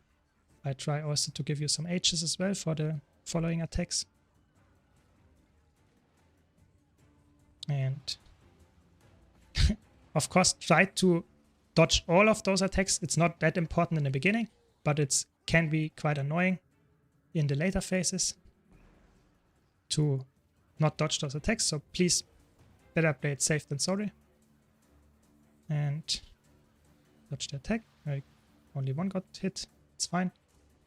It's not too hard. If you know the timing of this attack, you can dodge it very consistently all the time. Please move out with the green. Very good. Everyone in there.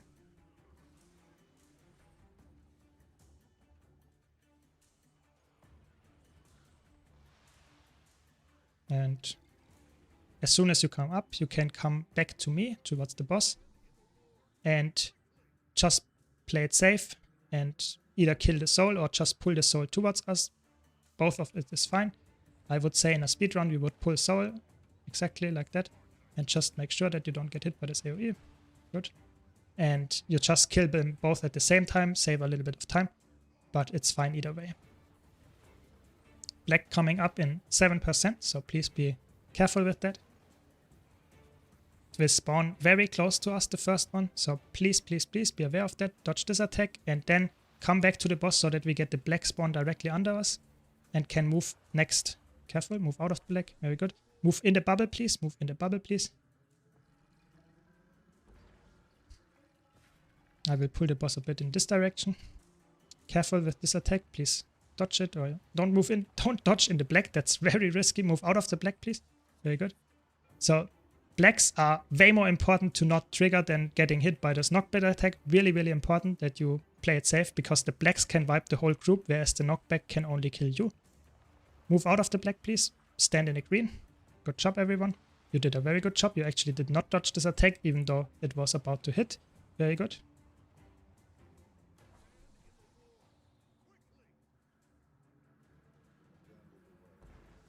So everyone got up. Perfect. Try to kill Soul now.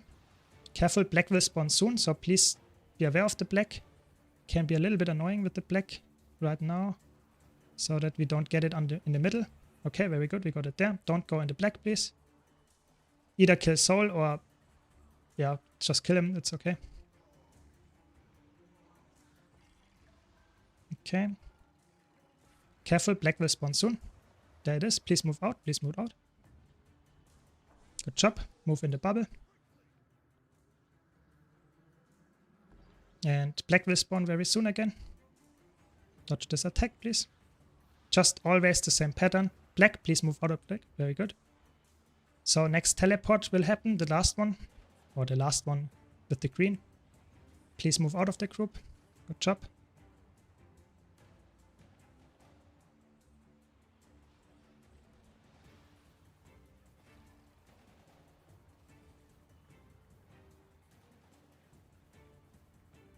Good job. I hope everything is fine down there. I don't know. When you come up, please stay in the bubble. Please stay in the bubble. Focus on Soul, please.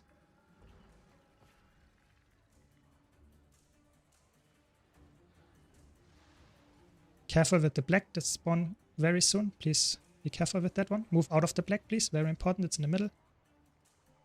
Now you can focus on the boss again. Sorry, True, for all the movement that you have to do. Just want to play it safe as the tank and don't tank next to the blacks all the time. Move out of the black. Move out of the black. Very good. Last 6% before we get the last phase. So please move together. Move together. Very good. Stand in the last bubble, please. There we go. Last black under the boss. Don't move in the boss. Don't move in the boss.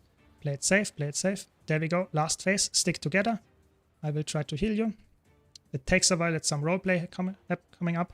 And then we are going to the last phase. It's the other realm. We have to stick together again. There will be black spawning again. Please don't trigger the blacks. Very important. Other than that, all the mechanics are the same. Now you can also collect tears down there. Sorry. And yeah, not too much happening there. Please try to play it safe. Don't go into melee range if there's a black spawning. So please play it a little bit. There's a black. Please don't stand in the black. Don't get knocked in it. You can move to where I'm standing, but you can also move to another location. It does not matter. Just don't stand in the black, please. So next black will spawn very soon. Don't stand in the black. It's on the left side this time. You can just DPS here, and I think we should be fine before the next black spawns. Not sure is that. That's okay. We don't need a hand cut for the last 3%. Move out of the black. Move out of the black. Very good. And there we go. That's it. Good job, everyone. Only 6 tries or so. So, good job.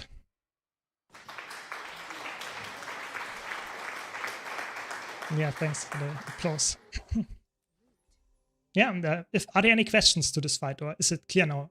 Because we did try it quite often now, I think it's quite clear. But if you have any questions.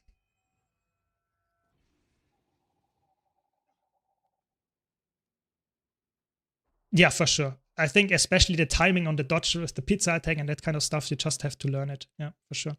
And Echo Fox, actually the challenge mode, I would say if you understand the mechanics in normal mode, is not that hard. You just need to do it perfectly because you don't have the bubble in the middle. So that means, for example, you have to actually block attacks. You can't heal Soul. so you have to don't let any brights through. So it's just you have to play every single mechanic in normal mode perfectly, and then you can do challenge mode without any problem. You don't even notice it if you play it perfectly. So that's the cool thing. So no, I think we are done with the raid training for today. So thanks for joining. I hope you had a blast. I think it was really nice. We did it quite fast, and the few tries on demos sounds good. Hope you had fun and you learned something. That's the most important thing. So thanks for joining. Okay, I will leave Discord now. So yeah, thanks Gold for giving some feedback. Yeah, it's fine. See you around.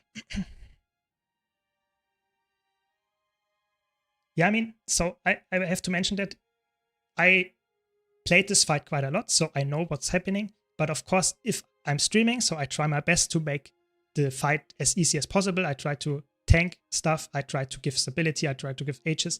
And at the same time, I try to explain. So I know my gameplay is not perfect. My explaining is not perfect, but I try to make it as boss as possible. So keep that in mind. Bear with me, please.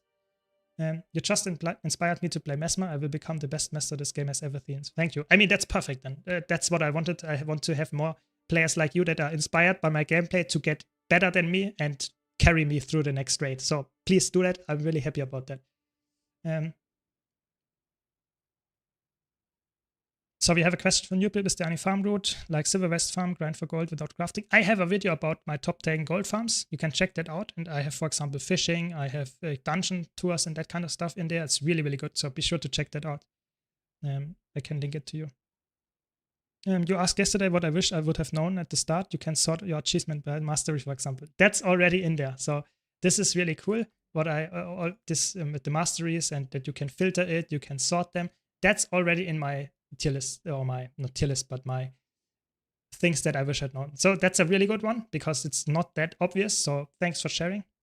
And I hope that helps. Wait, I give you the link to that, Brown. 1 second. But it's a really good one that you'll like to share. So thanks for that.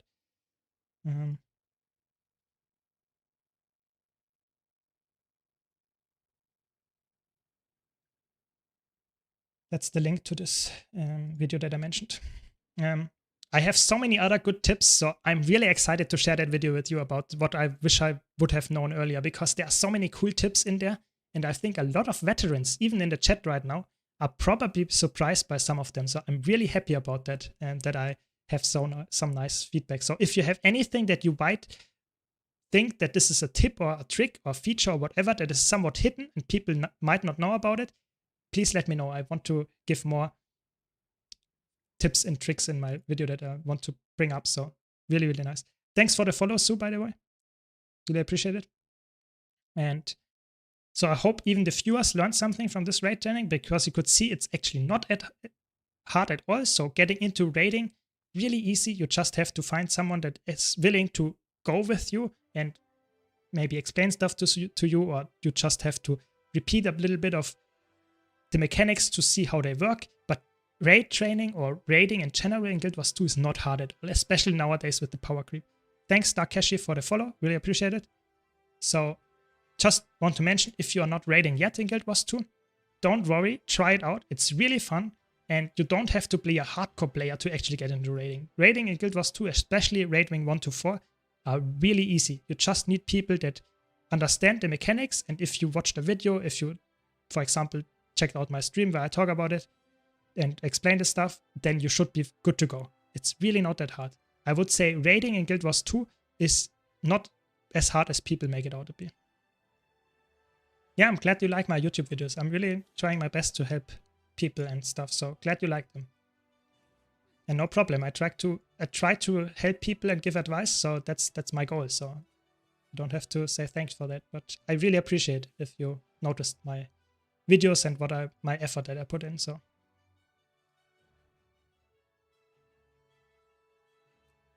let's play some strike missions, I guess. And if you have any questions, as always, not only to raiding, but anything, please let me know. I like to, of course, answer them. If you're a new player, there are no stupid questions. Please ask me whatever you feel like is important for you, I try to answer as best as I can.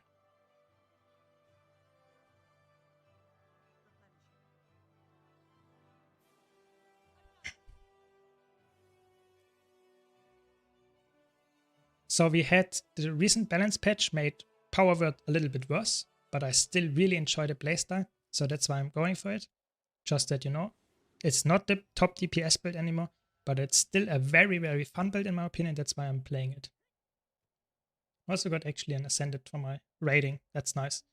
One of my, I don't know, 500 Ascended weapons that I have already. I guess better than nothing. Also, don't forget you can actually salvage those rating gears that you get, Ascended stuff, and you will not only get the normal materials that you get from Ascended salvaging, but you will also get some, how's it called, magnetite shards.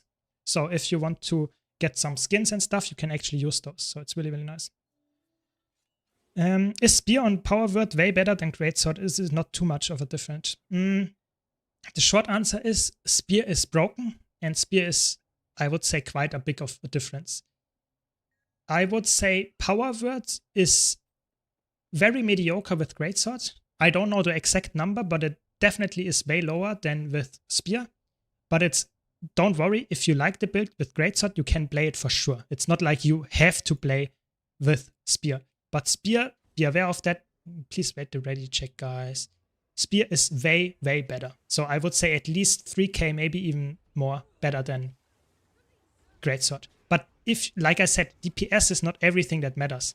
So if you can't go in melee range, if you don't have, for example, Chancia Wilds, for whatever reason, it's not, and you still can play the build. So don't worry about that. Just saying that you have to be aware of that your DPS could be way better if you would be running Spear. But like I said, it's not like you have to run Spear to make this build work. Just that you're aware. And I think, I have to be honest, if you have the Spear, I personally would say the Spear is also a little bit more fun because it's very nice and a very fluid rotation. But if you don't have Chancia Wilds, Greatsword is a very good alternative. Yeah, for sure. But it's typically the case with a lot of weapons that you choose in Guild Wars 2 nowadays. There are so many weapons that you can use, especially with the weapon proficiency that you actually get with Soto, that typically you run the best weapons, but there is always, almost always, there is some kind of replacement weapon that is just a little bit worse and therefore not run, but you can easily run it without any big issues. So that would be with Greatsword and Spear the same. Yeah. I only get the DPS part of characters. Condi and Critical. What still confuses me a little is the support part. My main character is a Thief. Yeah, so Thief, I have to be honest, Thief is not really made for supporting.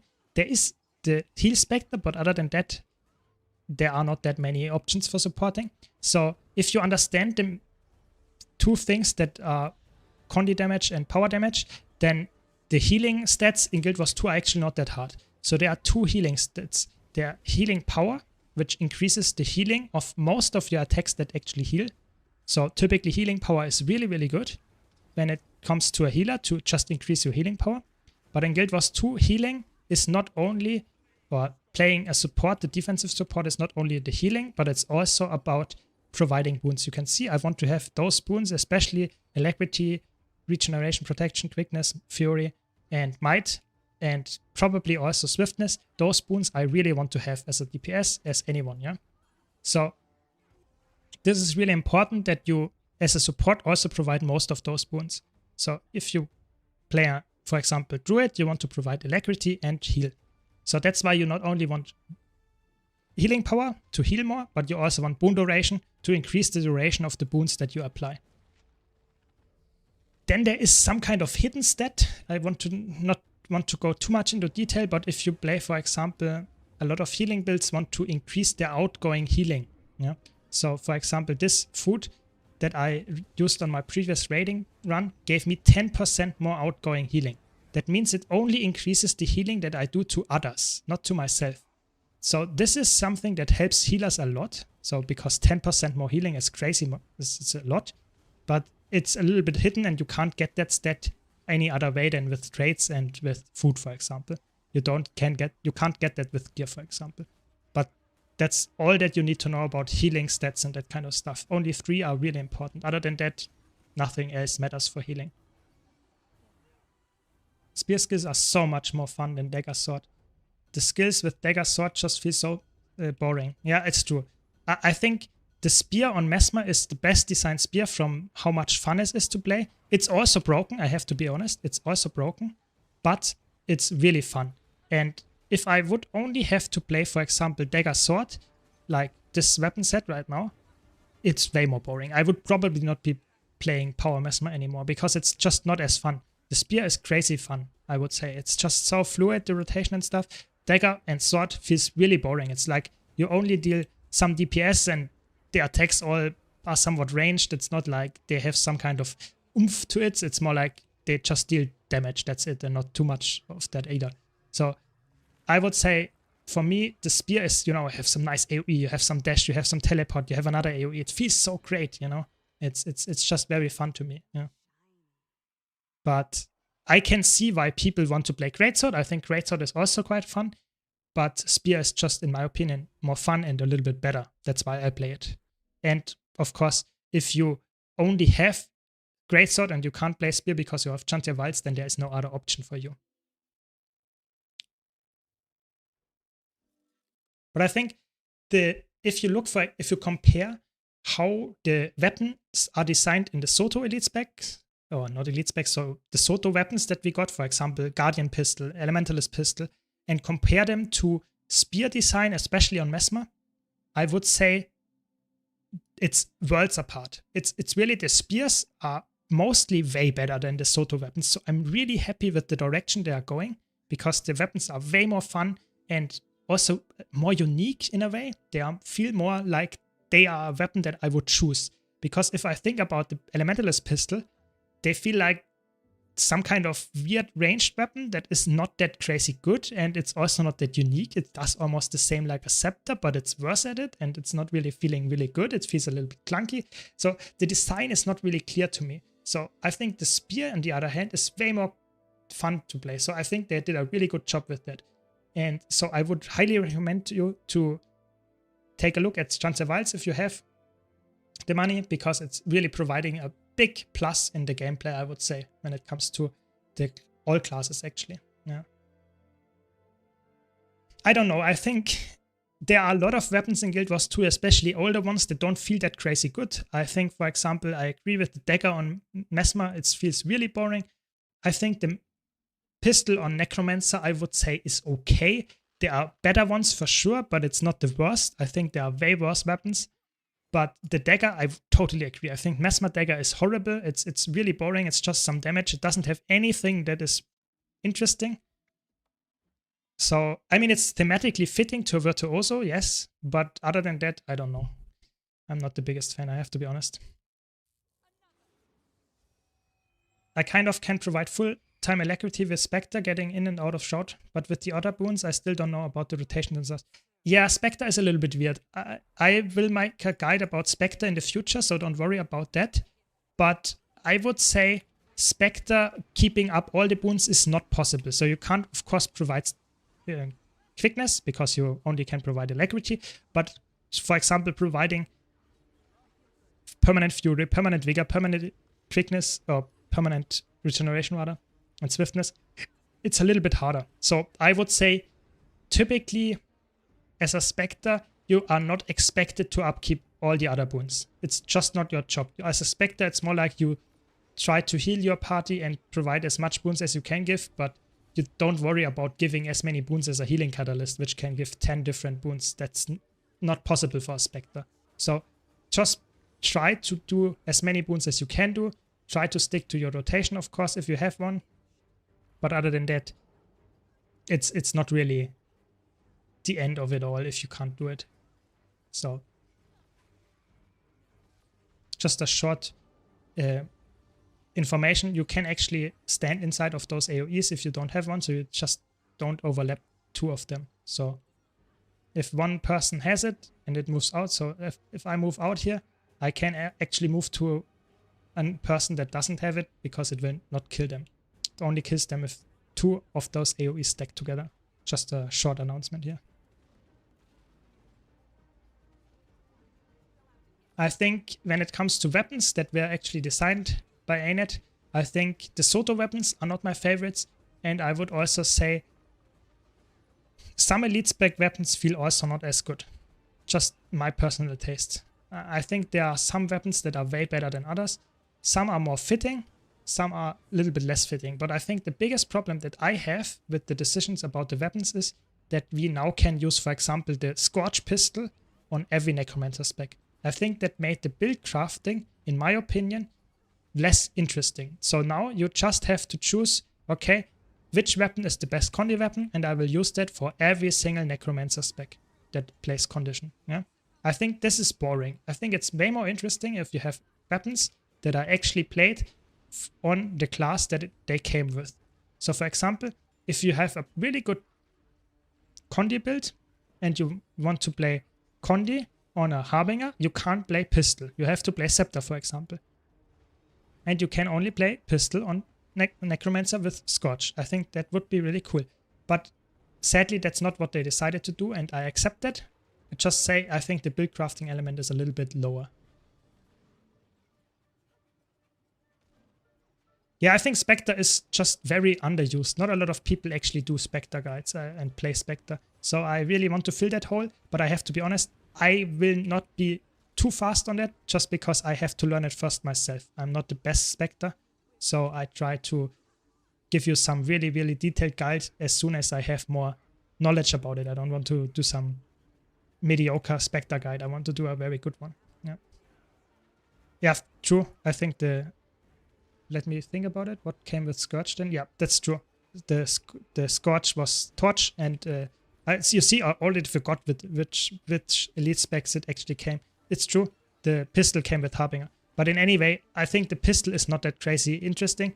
I was talking about the changing up things, so that you would pick, for example, an Harbinger if you would want to have a CC on a Condi weapon. That's what I was talking about. So I think that's a missed opportunity there, in my opinion. Yeah, that's true. Scourge can only use it with pistol, with the weapon training. That's true. Sorry, mistake. But in any case, I think they should not have done that. I think it would be way more interesting to use the weapons on the original spec, and you have to take the spec if you want to play the weapon, at least. Welcome, Knife. Welcome.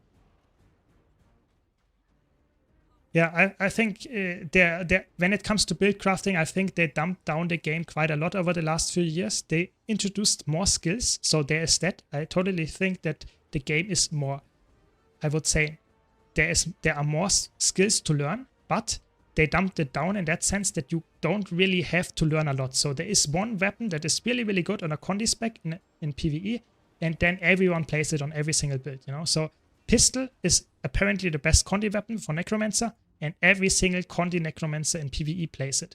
So they dumped it down. You don't have to know every single rotation for every single weapon that Necromancer has.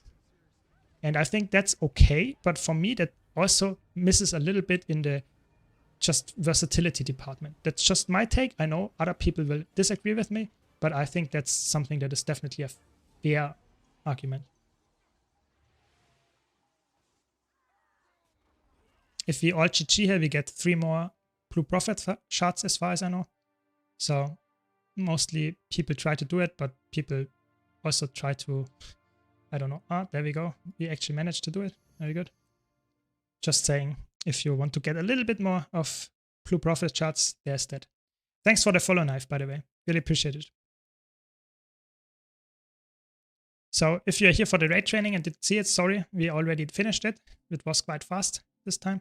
Quite a nice one at that, I would say. And let's see, maybe we can get another raid or something going.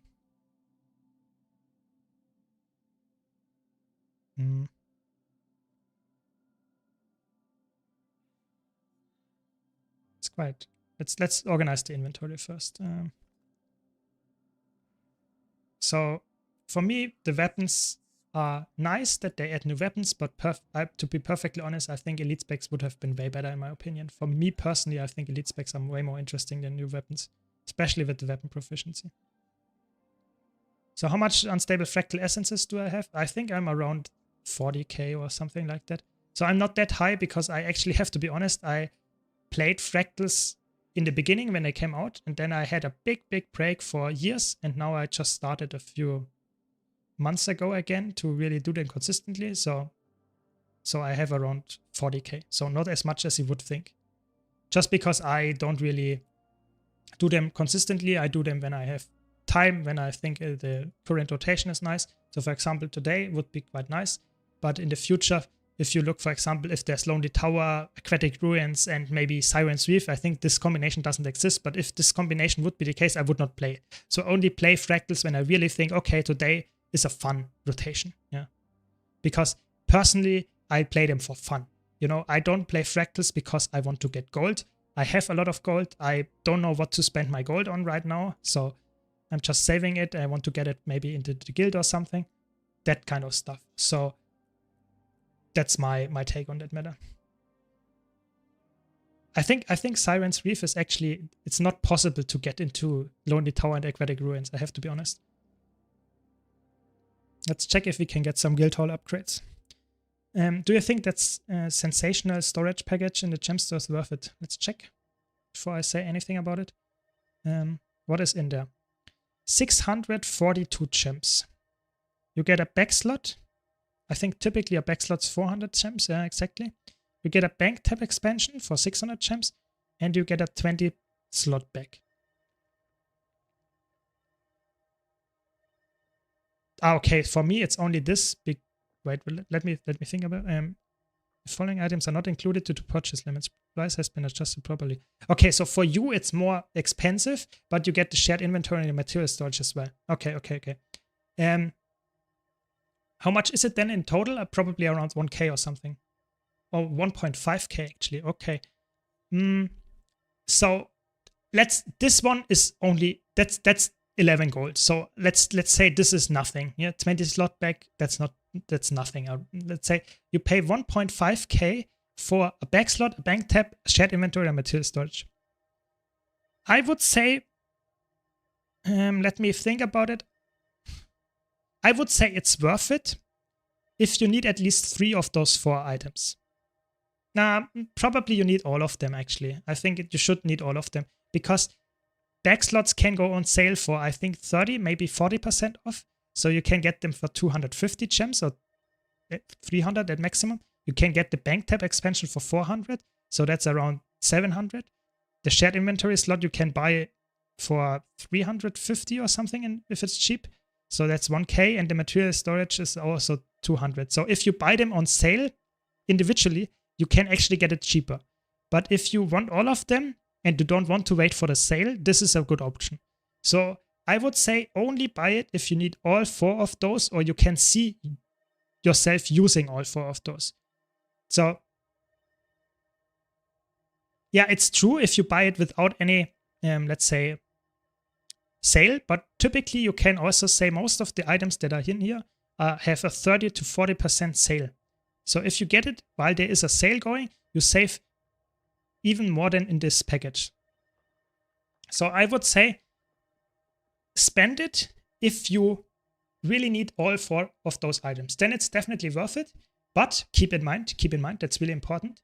If you do the currency exchange, so if you want to get gems with gold and then buy this, you have to take into consideration that typically the gold price or the gem price spikes when some kind of those things are happening. So people tend to transfer, exchange gold into gems, and therefore the price goes up, and you might counteract the sale. Just keep that in mind. But if you really need those, or if you also spend real money on it, I think this is a worth it package for people that need all 4 of those items. If you are like me and you have some of those actually purchased, I would say it is also quite okay. So 640 for those 2 things, yeah, could be worth it. Yeah, that's my thing. Yeah, I got scammed out of 1 shared inventory slot because of the Fire Hot bundle, and I can't get it with this bundle either. Said, yeah, I mean I would agree. This is a really bad thing that they do, that you get, so to say, 2 expansions and you only get 1 level 80 boost, and that comes with the shared inventory slot. That's really bad. I got the same problem. I had maximum number of characters after I purchased one expansion already, which gave you one more character slot. So I'm one off of the maximum and I can't get it anymore. So that's the same problem. But it's okay. Just if you know it in the future, maybe you can avoid it by buying the expansion and stuff. But yeah, hindsight is always better, I guess. I mean, the black line back, to be honest, 11 gold, that's not what changes things. So that's nice, I guess, but it's a nice thing, but it's not changing how you value this package. I got a third bank contract in a row, the black line chest. It's actually crazy. I mean, either you are really lucky or I'm really unlucky or both, but that's insane. I mean, congrats to you. I guess you finance all your legendaries in the future, and that's good, I guess, but it's crazy. Crazy. Congrats. Yeah. What is a good exchange gold gem usually? 180 for 400 gems? Yeah, I would say if you get something below 180, maybe 170 if you're lucky. The thing is, I can show it to you. Give me a second. 1 second. Where is it? You can actually see the gem prices over time, and they are just increasing over time. That's the general trend. There is not a real thing that you can say, okay, this will get cheaper in the future. Gems will always increase over time. That's just how it is. That's the sad part. So you always have to search for a local low point, yeah, not for the all-time low, yeah. So let me quickly put it up. So you should see it now. Let me check. Yeah, you see it. So this is the exchange rate since the beginning of the game, yeah. So in the beginning, you could buy 100 gems for around 5 gold, something like that, maybe even lower. Of course, that changed then drastically. But if you look at the current prices, which is around, let's say, currently it's around 50 per 100 gems, yeah. So there were higher prices before, so around 55. But if you go back every single month, or let's say half a year, it's always lower. You know, there are some local dips and local highs, but the general trend is always increasing. So if you want to get a lot of gems, if you want to make sure that you get it for the cheapest, you should probably buy it rather soon than late. That's just the general thing. So I would say, like Filthy Casual points out, there are some changes in a week, so you can get something cheaper in the beginning or the end of the week, depends a bit. But it's always important that you think about what is currently on sale. Sometimes the prices go up, sometimes the prices go down, but you can easily check that here on the Guild Wars 2 Efficiency website if it's currently at low or high. Of course, if you want, there are no promotions when it comes to gems. The gem exchange is always the same. Really important on there. It's always the same. So if you want to trade gold into gems, you can do it whenever, but you should, that's my perfect plan when it comes to gems, you should spend gems only when there is a promotion in the gem store, but you should pick up a nice amount of stored gems before that. So that means you should typically try to get the gems when they are cheap and save them up until you get a big sale or something that you really want, big promotion, and then you buy the stuff of the gem store. That's why I would go with it. Exactly. So like Fox points out, you buy gems when they are under a certain price limit that you set for yourself, and then you can save up some of them and buy whenever there is a promotion.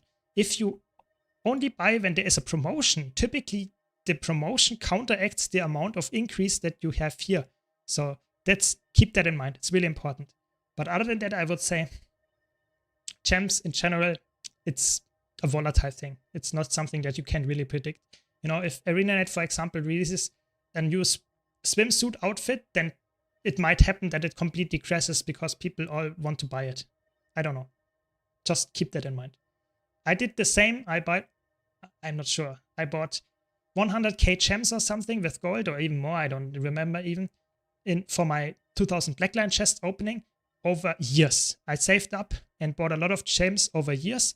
and then bought all those keys when I actually got the promotion of the keys for, I don't know, they were really cheap, 40% off or something like that. So I got a lot of keys, even though I had my gems stored up for years.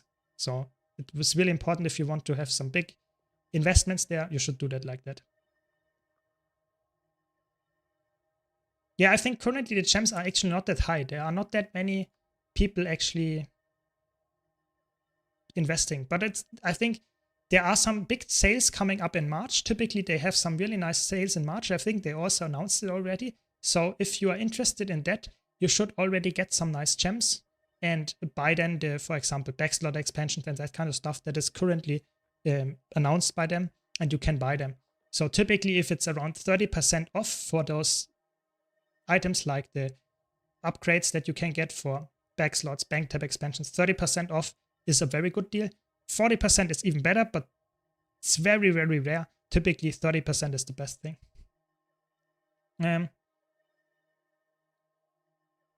Yeah, so that's my recommendation there. I have always some of those spare lying around. Actually, I have some storage expansion template and backslots and equipment templates, just having some of them lined up for whenever I use them. So I don't really care. I don't buy them anymore. But that's my recommendation to you. Use them or buy them when you need them, but be careful. Try to buy them a little bit with a smart mindset and buy them only when they are cheap. Don't say, okay, I want my inventory today to be a little bit bigger. That will always be more expensive than if you have some kind of patience. Yeah. Just saying, yeah. So I know I am crazy. I have way too many backslot expansions. I am, I think, rank 16 or something when it comes to storage slots. I don't know why I do it. I don't even use that much. So it's just a hobby of mine, so to say, in my hobby in Guild Wars 2. I just want to have more storage spaces. I don't know why.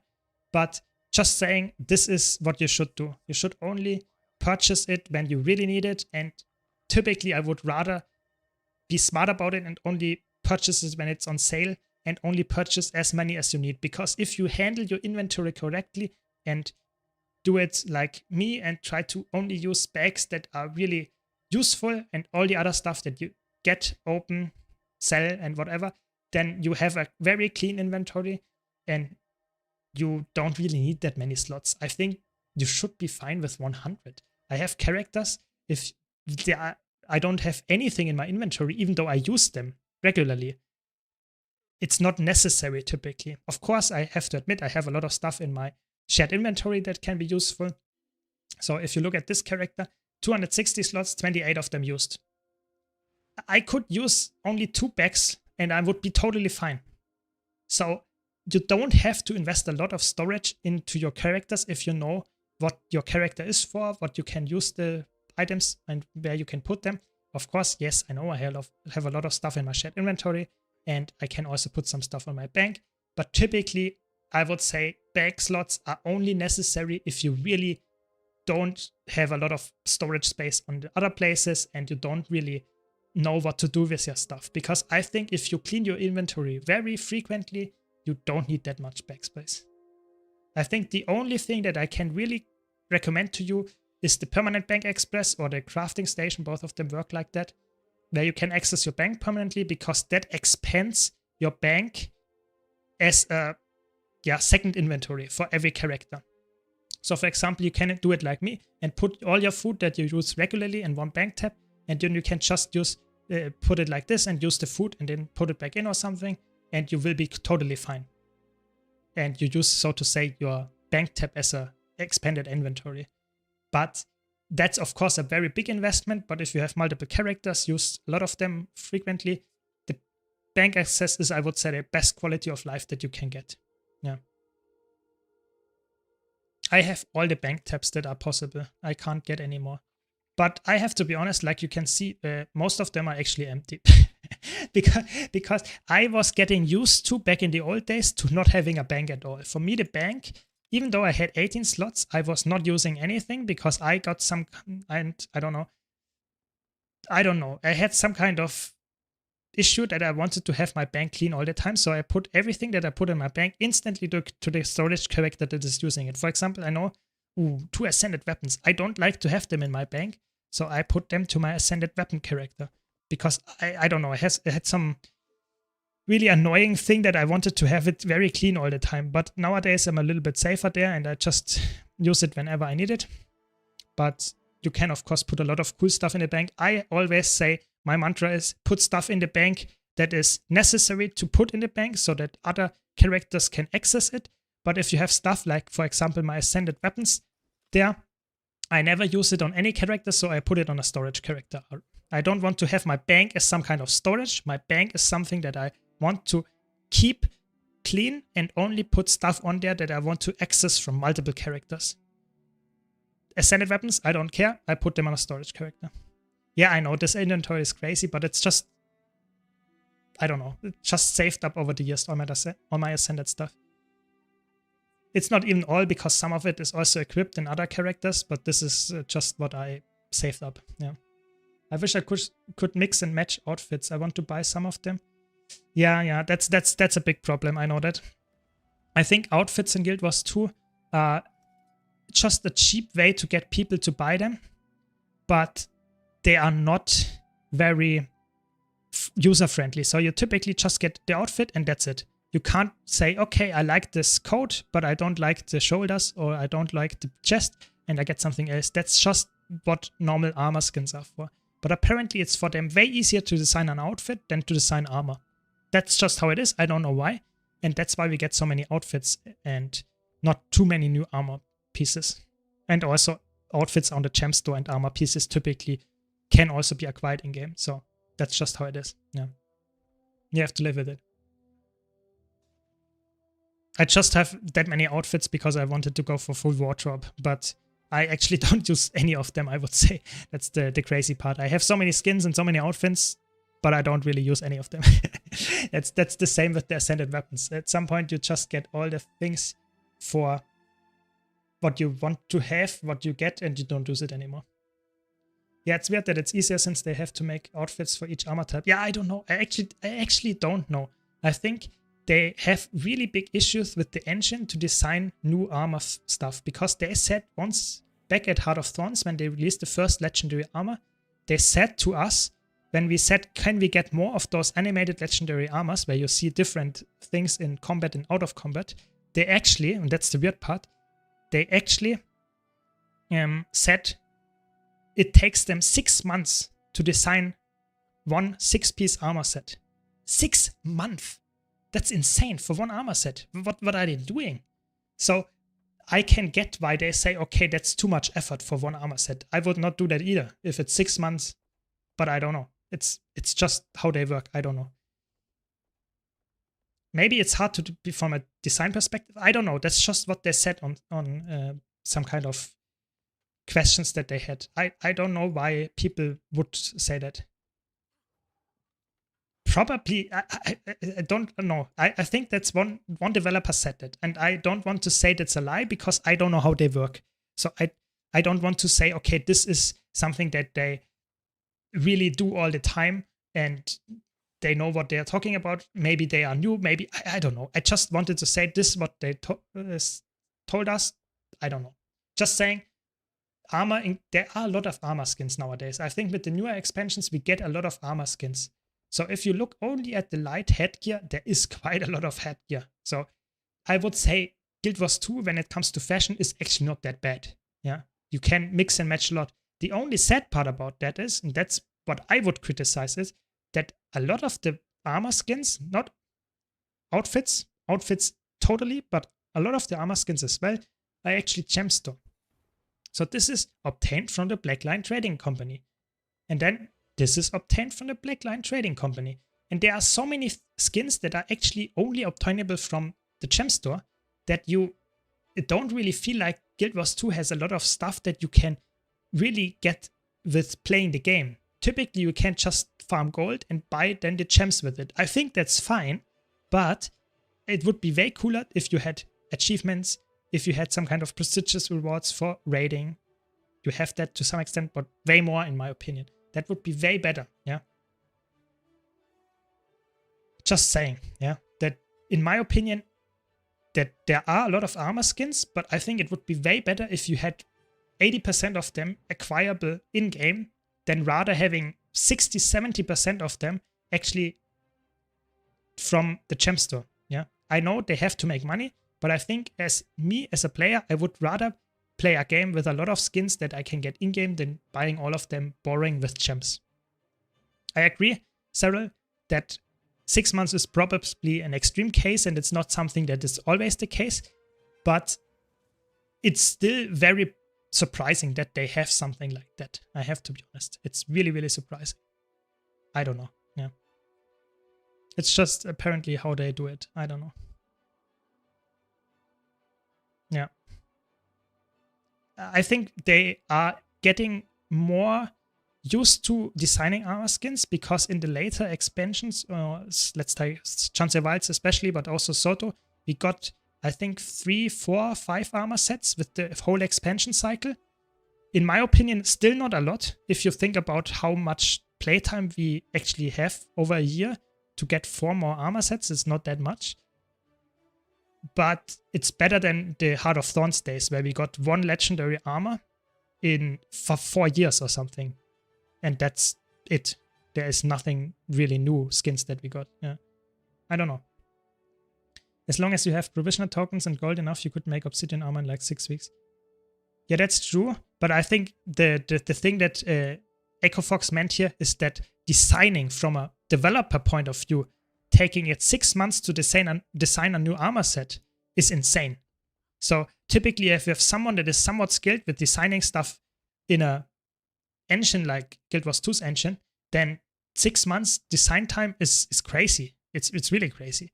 But I don't know how it works, so I can't give you a very detailed explanation why they think like that. But I don't know. I really don't know. I don't know. I'm just very speechless why they would take that long. Because apparently outfits don't take that long, and I don't know what the difference is between designing this outfit and making 6 armor skins out of it and giving the armor skins to us. Because I think actually if you get those 6-piece armor sets, people would be more happy, even if they are on the gem store, than if we get this outfit. Because the outfit itself might look okay, but if you then can mix and match those armor pieces, everyone would be happy, even if the outfit only looks okay. Just my opinion, but I think that's definitely... I think the outfits are not that great. I mean, they have some nice outfits when it just looks really crazy cool, but it would be cooler if you have that as armor pieces. I think that's just straight up better, yeah. Exactly. I don't know. I think they just want to get a very easy sell. I don't know if they really need more time for designing outfits or less time rather than for armor pieces. Just apparently that's the case. I don't know.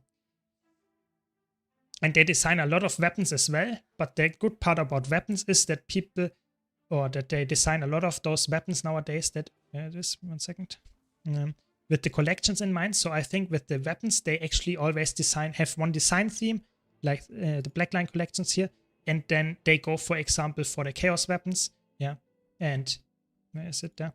And there's one design theme and it looks like that. So all of those weapons look quite similar, and then they are way faster with designing those weapons. They just have some kind of model for an axe, for a shield, for a dagger, for a spear, and then they put on those special effects and that's it. So I think that's good, but sadly all of those or most of those weapon skins are also behind Blackline skins again.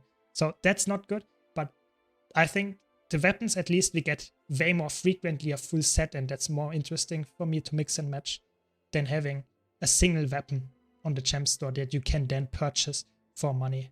Yeah, like this rival skin. Yeah, I don't like it. I would rather have a full set that I can acquire in-game with achievements and stuff. I know, but I don't know. That's how they make money. That's just how they make money. You have to accept it. For that, we actually get a game that we can play without any sub fee. We purchase 1 time a year the expansion, and we can play all the content that releases with it for €30, $30. I think this is okay. It's not the perfect world, but it's better than not having the Guild Wars 2 game and the really nice servers and stuff all the time up. I think that's okay. Just wanting to mention that I think a lot of decisions when it comes to releasing skins and stuff would be way cooler if you had something that makes it a bit more incentives that you can play different kind of game modes, different kind of stuff to get also skins and not only buy all that stuff with the gem store or even going for gambling and blackline chests. I don't like that. But that's just my opinion, like I said. Yeah. And are there any questions? Do you have any comments on that, or do you agree with me there? Because I think that's something that a lot of people actually feel like. I'm not sure if I'm the only one here in chat, but I personally think a lot of people in the Guild Wars 2 community actually are somewhat similar when it comes to outfits, weapon skins, and that kind of stuff. They are a little bit off on the greedy side when it comes to money. But that's just how it goes, I guess. They have to make money at some point. Thanks for the follow, Mr. Arden. Thanks. Really appreciate it.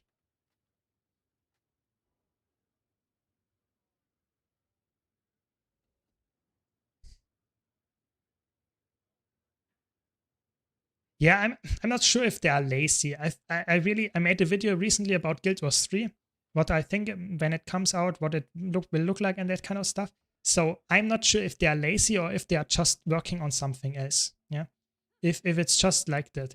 But in any case, I feel like releasing one weapon set per 3 months feels like really bad. It's not really, I don't know. It just feels like there is not too much to go for in this game anymore. Yeah.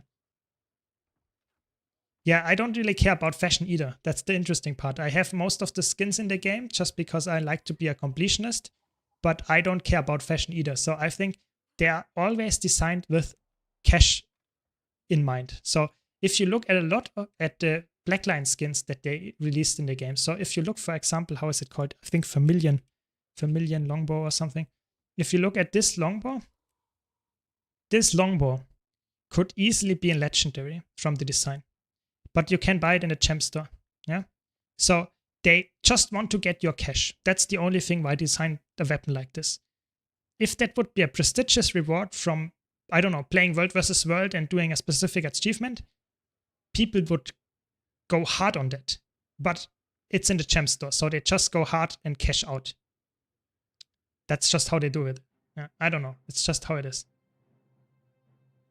My friend said endgame is outfit. I don't know. I think everyone has a different endgame. That's just how Guild Wars 2 works. But in my opinion, they have to make money at some point, and I think that's a fair thing to do because it's not like it's a pay to win in that extent. But if you are a Fashion Wars enjoyer, it can get quite painful. You will grind for a lot of gold just to get all the skins. Yeah. Guild Wars 1 also had a lot of armor sets and people mixed and matched to make unique combinations to stand out. Yeah, I think Guild Wars 1 was better in that sense. I think you can still do it in Guild Wars 2, but I think there are a lot of outfits and not that many armor pieces for the time that Guild Wars 2 is actually out, in my opinion. Yeah. Spawns, what's the best tank build for Warrior? So are you talking about tanking in PvE or playing something defensive in World versus World and PvP? Because there I would say there is Spear Warrior and PvE. I'm not so sure. I would say probably you can play some Spellbreaker as a tank, but you are not as good as a healer, so Heal Bladezone is probably the best. I would say Heal Bladezone is probably the best option.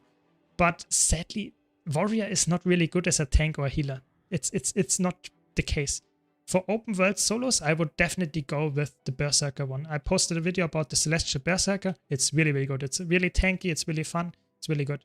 It's on my YouTube channel. Be sure to check that out. But if you play in group content, I would say Heal Alacrity Bladezone is probably the closest thing that you can get to as a healer or as a tank. But there is no real crazy good heal tank on a warrior. That's sadly not really the case. They don't have that in the weapons and stuff. It's not like it works. That's the sad part. Yeah, Spear, Staff, Power Circle is good. That's true. But is it a real tank?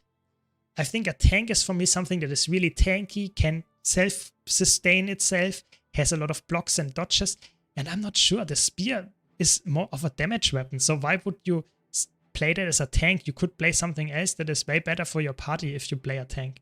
And in open world, I would say, why would you play a tank in open world? You would rather play something that's self-sufficient and also can deal damage, because tanking all the mobs in open world might be fun, but you don't kill them. So just saying, yeah. Warrior sadly is in a weird spot, I would agree. Warrior is really good when it comes to DPS, but all the other pieces of PvE where you want to play some kind of support or some kind of healer, not so much. That's the sad part. It's not really in a good spot, I have to be honest, yeah. Yeah. Hammer Greatsword Warrior with Relic of Sakura's tank due to self-healing from Relic. That's true. I made a lot of build guides with solo builds and also warrior builds with power and Relic of Sakura's. But, and that's the important part, tanking means for me that you take less damage. So I can show you, I think I have it already set up, I'm not sure, I have to check. But if I have a solo build, like a warrior, yeah, and I have no toughness whatsoever, and there is a really hard-hitting attack coming to you, then you will die to it, even if you're fully set up for some kind of healing build with Relic of Sakura's. Yeah, so if you get a hit that takes 25k health away, you die. So if you had toughness, you can reduce that and you get less damage. Or if you have a shield or some kind of block in there. So I think just having Relic of Sakura's gives you some nice sustain. But Warrior lacks some kind of the utility of having some kind of block in there, some kind of defensive kit in there, while still dealing damage. So I think Power Warrior as a tank is not the best option. I have to be honest. It's not the best option. I don't know. I just want to put it out there. Yeah, definitely. You have some kind of dodge rolls and stuff. But I would say if you know a boss well enough to actually dodge the attacks, to get enough healing with the Relic of Sakura's, then you don't need to play a tank at all. You can play some kind of aggressive build and just live with that. So I think that's the mindset you should have. If you play not as experienced as you are, so if you are some kind of new player, then you should go for a little bit of maybe Celestial Warrior. And if you know the bosses that you are fighting and you want to play some more aggressive builds, then you can swap to something more aggressive, but you don't play a tank. There is no reason to play a tank in open world, something that gives you some kind of toughness and a lot of blocks. Typically, that's not necessary. So either you play something that just deals damage and is very strong, or you play something that is even stronger, but gets a little bit easier to one-shot, but you know what you're doing and dodge all the time. I don't know. So if you're a new player, I would say start out with the Celestial Berserker. I have a build guide on my YouTube channel. I can link it to you. Give me a second. It's really, really good. And it's also quite fun. So if you need a solo build, this is what I would play. Is a quickness DPS more desirable for group play like fractals and raids than a normal DPS? I have just one set of standard armor and can't decide between using Scholar Runes or Firework Runes for Untamed. So I would say, let me answer this question in a second, just Spawns. I would say play always the thing that is the most fun for you. And I would say playing something that is the most fun for you should always be a build that suits your playstyle. So if you play something that is more defensive, I would go for Celestial. If you want to play something more offensive, you go for tanky or Berserker build with Berserker stats. The build that I just linked you is for a Celestial build, so it's more tanky. So if that's your playstyle, check it out. If you want to play some power build, I have a power build as well. Just saying. Now I answered the question. So typically, if you look at fractals, you have one quickness, let's say healer or DPS, and you have 3 DPS and you have a healer. So if you look at from the spread perspective, only 20% of the group is some kind of offensive DPS, like a quick DPS. But I would say if you just look at damage numbers, a quick DPS is probably around 75% of the damage of a DPS, but you provide quickness for the party. Quickness is a buff that increases the attack speed by 50%. So if you look at it like that, 50% DPS increase is quickness. Quickness is a DPS increase for your party by 50%. So baseline, a quick DPS is the most valuable party member. If you want to play it like that, I think the quick DPS is the best support that you can play. If you deal damage, if you want to deal some damage and you don't want to heal. However, you have to be aware though that if you're going for fractals, you only need one of them per group. So if you can already someone else filled this spot, you don't need another one. So DPS, you have 3. Quick DPS, you only have 1. So that's why I would say go for quick DPS. Typically supports are less common, even though you only need 1. People want to play the big damage numbers and play DPS. Just that you're aware, if there already is 1 quick DPS in the party, you don't need another one. At least in 5-person content. By the way, you're right about the storage, and boy, what you need, it's just I grow too spoiled from Ragnarok Online. Yeah, I mean, I don't want to say what you have to do. So when it comes to the storage spaces, also look at this character, for example. 240 slots, I use 46 of those. I still bought those slots. So I can fully get you if you say, oh, I want to have a big inventory. I want to buy it, yeah? I think it's totally fine. But I would always think when it comes to the gem store stuff, do I really need it? Especially if it comes to back slots, because back slots are character bound. So if you activate a back slot here and get 1 more, you waste your gems if you swap your character or your main straight after 2 weeks and you swap to another character. All the gems or gold that you spend on those back slots is wasted. You can't do anything with that anymore if you not swap back to this character. So just keep that in mind. Always think about it twice, maybe thrice if you really need it. Just because Guild Wars 2 has so many ways to spend gold. And you should never invest gold in stuff that you will regret after 1 week. Just saying. Yeah. It is also handy that boon duration runes is also useful for playing Untamed in open world. That's true. I think the boon duration runes, especially the firework ones, are so broken. 25% boon duration. If you would get stats, you know, if you would have the same amount of stats that you get from the boon duration, you would have maybe 1 amulet or 2 amulets or something like that in stats. It's crazy. It's really, really good. So I think quickness Untamed is really, really good. Yeah. Yeah. Especially because it's also one of the best quickness DPS right now from a damage perspective.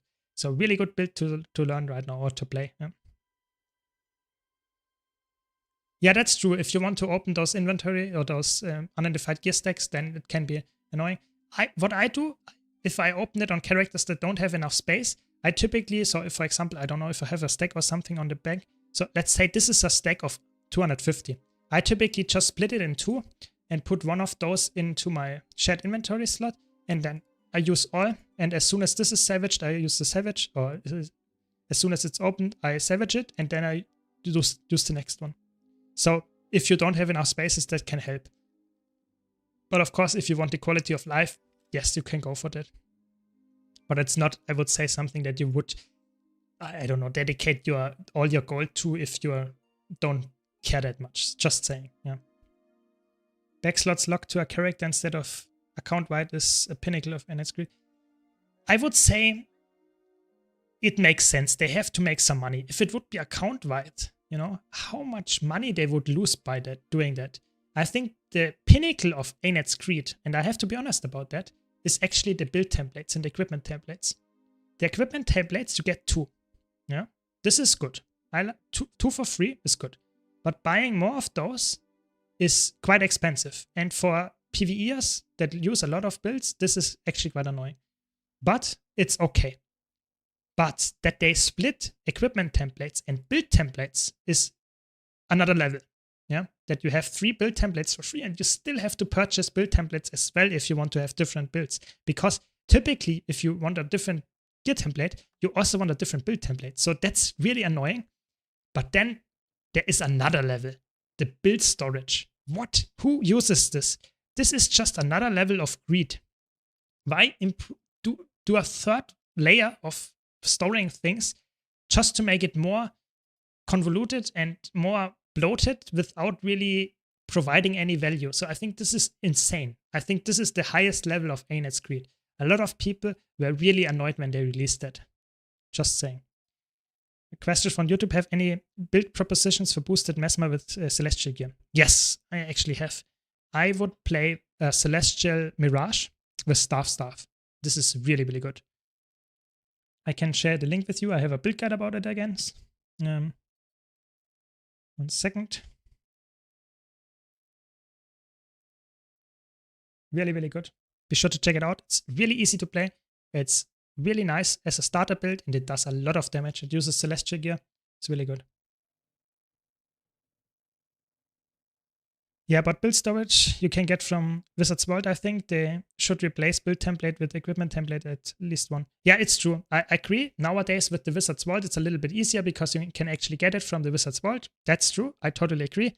But I still think it's a very unnecessary feature, and it would be way better if they would have the build slots and the equipment templates just bundled into one, that you have one loadout.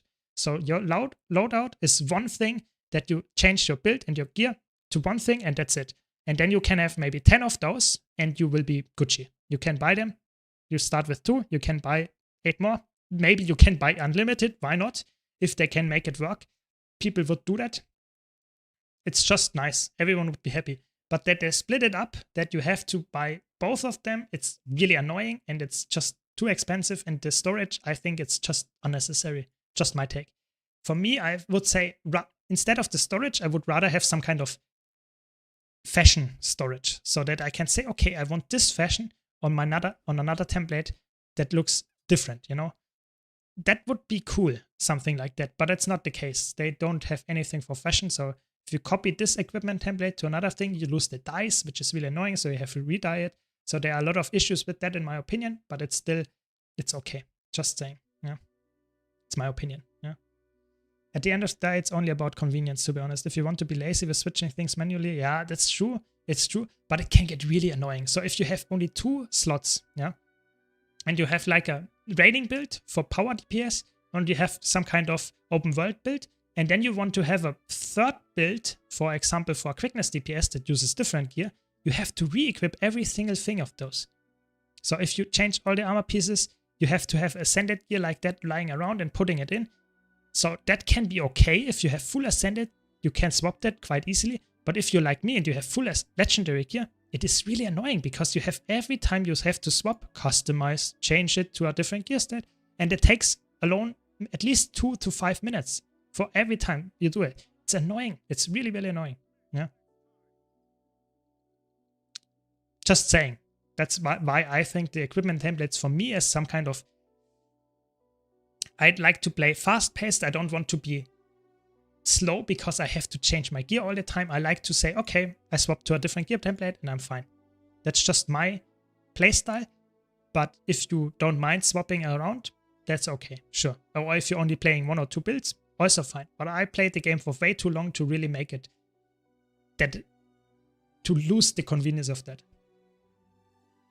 I think if you play Guild Wars 2 for a long time, you will notice that this is just how you feel at some point, because you want to play different builds, you want to get the convenience of legendaries, and if you only play 1 build, you will be fine, but at some point you want to play different builds, and then you get into this situation. So I think this is just a veteran perspective, I get that, but it doesn't invalidate it in my opinion. It's still a very valid statement, and I think ArenaNet should try to improve this feature. But it's just, like I said, my opinion.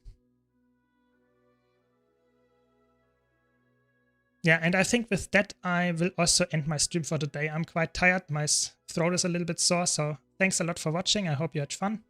And we had some nice discussions. Hope you learned something. I did. It was fun. And hope to see you around. Be sure to check out my YouTube channel if you haven't already. I have some nice guides in there. Thanks for all for joining. For the follows. Really appreciate it. Have a good night. See you around. See you.